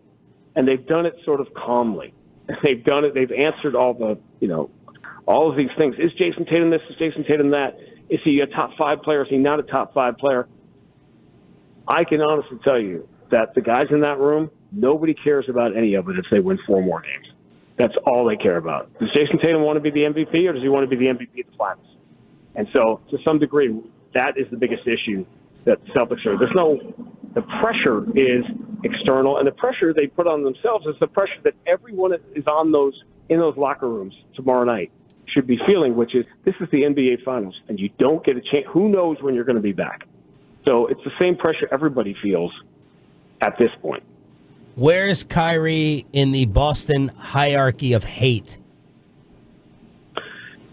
He is, in the modern era, pretty high. I think it's going to be super ramped up because it's the finals. I have a dream. I have a crazy pipe dream. It's beyond touchy-feely about becoming friends with your ex, right? Everybody's got a theory about that. And to me, maybe, just maybe, this final series is going to be the beginning of the end or the middle of the end of this raging 5-6 year battle about jilted lovers and a relationship that should have been great and didn't work out. And to me, I thought Kyrie's press conference was extraordinary the other day. It was the closest he has been to being conciliatory and accepting and talking about the one thing that we all like to ignore, which is the fact that these are extraordinarily young men in the grand scheme of life. And they're under this enormous spotlight in their early mid-20s. Was the Kyrie thing here a disaster? Absolutely, on many different levels. Was everything that happened here entirely his fault? Of course not. That's just the easy narrative to fall back on. It's an extraordinary. Kyrie is not a 5-minute radio interview. Kyrie is a podcast, right? Like in his life and the complications and all the different things that happened. There were a lot of reasons that thing went south with the Celtics in 2019. He was obviously at the head of it, and I tell you the truth, I always felt the issues that fans have here with Kyrie, where they're probably more reasonable, are the way he acted when he came back with the Nets, as opposed to the things that happened when he was here. And I've said for many years now, Kyrie's crime, and I'm using finger quotes when I say it, Kyrie's crime wasn't leaving Boston. It was saying he was going to stay. Yeah. And then having the season happen the way it happened. But you know what? It was 5 years ago. And my message to Celtics fans here really is, are you better off than you were 5 years ago? When you break up with your ex, as ugly a breakup as it was, are you happier now than you were then, particularly if you're hugging a trophy in 4 more games? And can we all be happy that the dude is clearly in a better place in his life? That was very mature, and you sound like an adult, Sean Grandy, but we know that is... I'm not going to be the one, I'm not the one chanting. Yeah, yeah, that's never going to be embraced by those fools over there. What's more likely to happen? The venomous crowd incites greatness and Kyrie makes them pay for it like Luka would, or the venomous crowd rattles him like they have done in the past? I don't think it's going to rattle him. Kyrie hasn't had a lot of success, obviously. Yeah, I think he's lost 10 straight games against the Celtics or whatever that's worth. I think the venomous crowd, I think the fascinating thing is going to happen, and put me on the list of people that believe that by the time we get to the middle of Game 2 Sunday night, Kyrie will not even be the most hated Maverick in Boston. Because, I don't think people understand here. They know how unbelievably good Luka is, but I don't think the full Luka experience, the full Luka playoff experience, let me teach you what these words mean in Slovenian, has been fully understood. Is there a chance Boston is better without Kristaps Porzingis on the floor? No, particularly not in this series. But the Celtics, they have this amazing record this year. Obviously, the wins and losses without Porzingis, but you can do that. The reason the Celtics have had this generational season is because they have 6 elite players. Now, take any of them out of the lineup, there is no crazy drop-off. It's not like, when Derek White is out, the Celtics are 8 games under 500. It doesn't work that way. They've been so good. They're so good because they have that depth. And when Porzingis is out, one of the things that no one really talks about with the Celtics this year, for the first 6 years of Jason Tatum, the Celtics were a dominant championship-level 65-win team when Tatum was on the floor. And when he was off the floor, they were a 539-win team that had like a negative scoring margin. That changed this year for the first time, where the Celtics were outrageously good with Tatum on the floor, and they were outrageously good when Tatum was off the floor. And it's the same thing with Porzingis. That said, for this particular series, you've got to stretch the defense. You've got, 2 amazing rim runners here. What Nico's done with the Mavericks is unbelievable. Getting 2 guys. Think about this. What Dallas did this year was get a guy from the Wizards and a guy from the Hornets, and then become the best defensive team in the league with those 2 guys, which tells you a lot about the league and how you can find players to fit in certain spots. But because of people talking about Kristaps on the offensive end, and now obviously it's going to be critical, they need the rim protection against Dallas. That's where he's going to be so important. Everybody talks about the talent and the depth for Boston. What kind of a difference has Joe Mazzulla made in terms of just being a steady hand after the departure of Ime Udoka? There is, guys, no historical precedent for what Joe Mazzulla was thrown into, other than Jack McKinney getting thrown off his bike with the Lakers, right, in 1980, and a coach coming in who was sort of just thrust into a championship-level team. There is no historical precedent for what he had to do, taking over essentially 2 days before training camp last year, and being so young and learning on the fly and having to do it with this spotlight. And, is Joe sort of better and more comfortable in the job than he was last year? Yes, just like he will be in year 5 and year 10 and year 20. The other thing that happened was nobody's fault in particular, but the staff was also thrust into chaos last year. And then you had different people leave the staff. So this was having an off season, not just to prepare yourself for this being a second-year head coach, but having a full staff and putting all that together, that's been critical too. And it's why it's been, so much smooth sailing. And obviously having some pretty good players helps too. What is the biggest in-game criticism that Mazzulla gets from the media and fans? That he lost 18 games instead of going 82-0. With this team. Listen, Joe, he knows this, by the way. And that really was the thing about this team this year where, I mentioned earlier, fans were more freaked out by the 18 losses than they were celebrating the 64 wins. This is set up for if the Celtics win, it's going to be the amazing team that they had and Tatum and Brown and all this. If the Celtics somehow lose, they'll find a way to make this Joe Mazzulla's fault. The same way, if the Celtics do win 5 years from now, Joe will be a championship coach or a multi-championship coach, and he'll be facing some new guy. And all the spotlight will be on him. Well, how's he going to outcoach Joe Mazzulla, the great Joe Mazzulla, who has won championships? Because that's the way this thing goes. I think he took timeouts differently last year than a lot of other coaches, so I think people were just looking for things. His relationship with the media has improved dramatically because he doesn't really suffer fools as well as you have to in that job. I know I wouldn't. A lot of us wouldn't. So there's a lot of things that he's had to sort of learn and adapt to on the fly that weren't necessarily natural, that weren't basketball related. But I don't know. I think that he's going to get blamed no matter what, because everyone's going to have to point a finger. But this is going to be decided by the elite players. And you're talking about, we're talking about Luka and his legacy and Tatum and his legacy. Jaylen Brown is just as important in that and all these trips he's had to the conference finals and finals. In a legacy-defining moment, we know what Luka's going to be. He's going to be one of the probably 5 greatest players ever to play. Kyrie, I think, this year crossed over into the Hall of Fame threshold. We're talking about that with Drew Holiday and Al Horford if the Celtics win a championship here. So that's the beauty of what we're about to see, is that every day you go to the ballpark, there's always a seed of history. You could see something special. The beauty of getting to play this time of year, and I'm lucky enough to get to call my 4th finals now, is that when you walk into the building, when you leave at night, you're going to have seen some things and called some things that are going to change the ground underneath you, and things we're going to be talking about in documentaries in 20 years are going to happen. Sean, thank you so much for the time. We appreciate it. Enjoy the finals and try to talk them down. Try to settle them down there when it comes to Kyrie treatment. Try to be reasonable with them. Thank you. Yeah, because there's great history in Boston all the way back to the Tea Party when you tell people here to settle down. Thank you, man. We appreciate it. Sean Grandy, the voice of the Celtics on the D&M Leasing Hotline. Let's chop it up. All right, here we go, fellas. Let's have a little fun today. Sean, how big is your tallywhacker?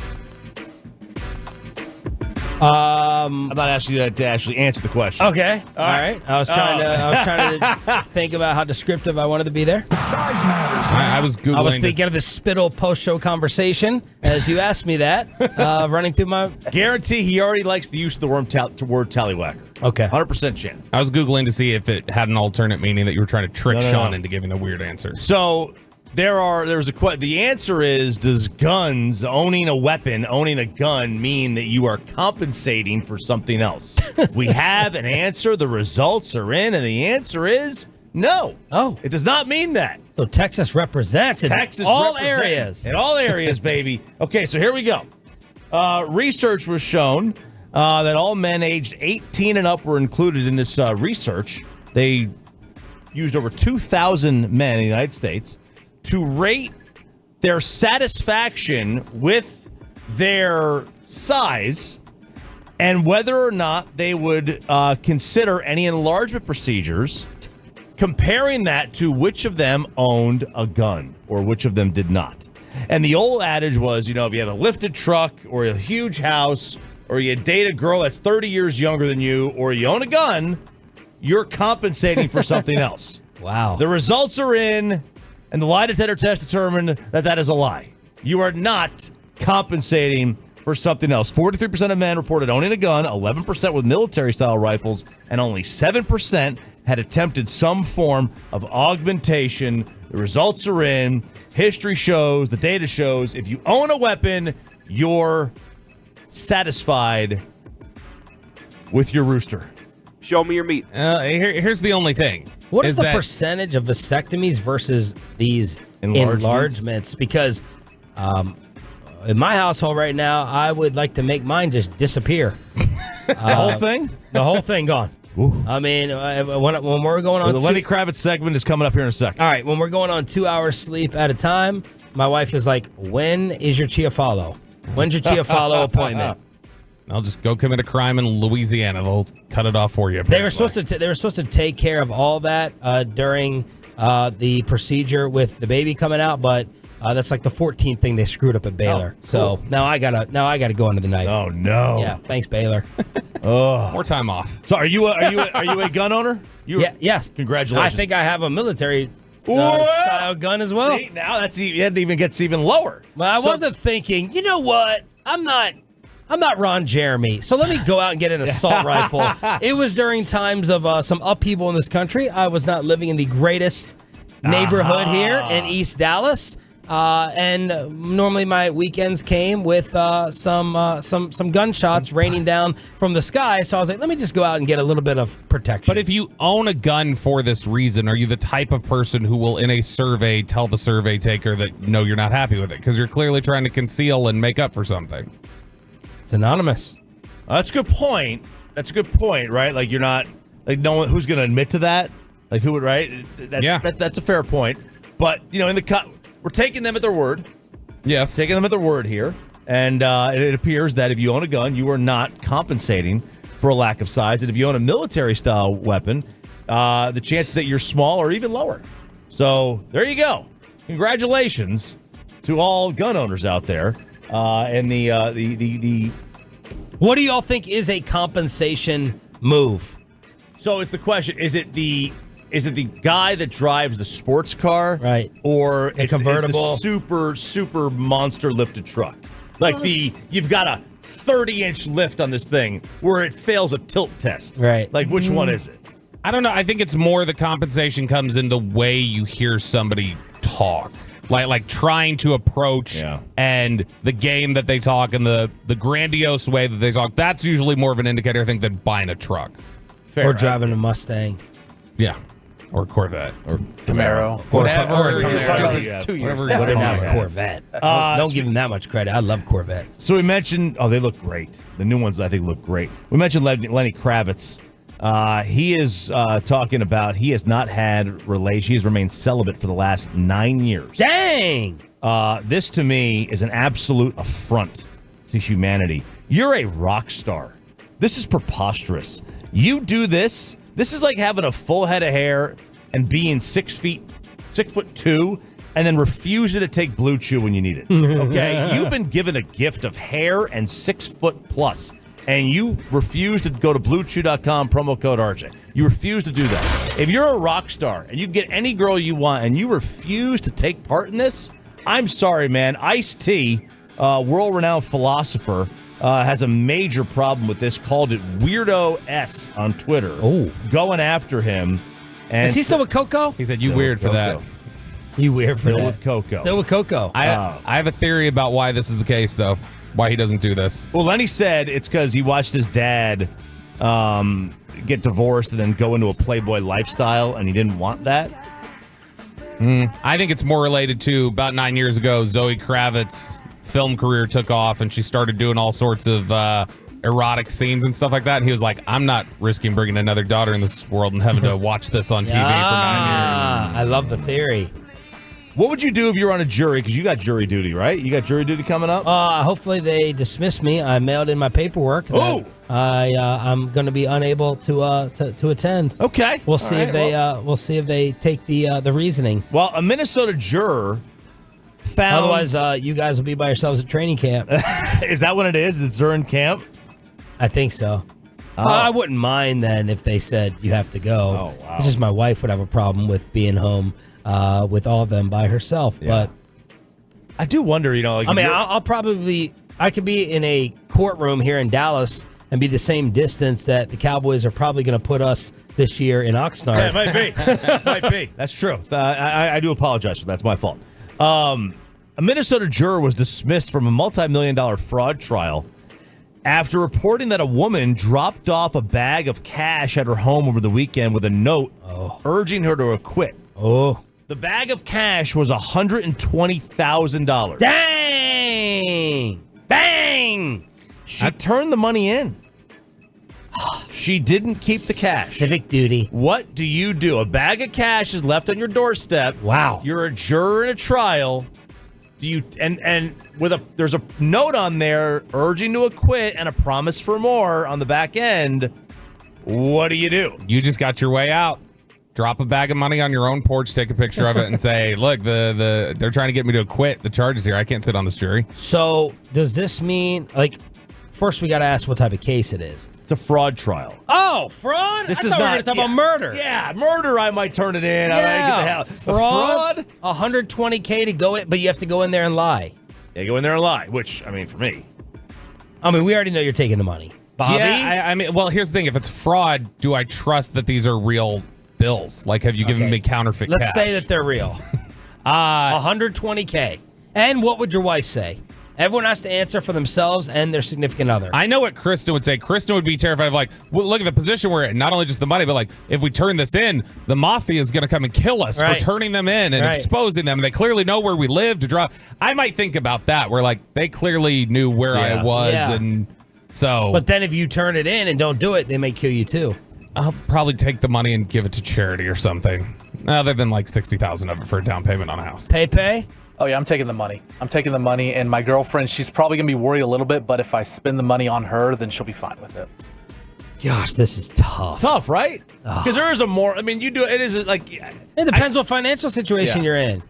Yeah, it's true. It depends on your financial situation. I think also, like, do you have, I really do want to serve on a jury. I do want to take it seriously. I would absolutely do that. And then you can't take it seriously if you're doing this. You're paid off. Will this be a 50-50 fan tech split? 120K was actually dropped off.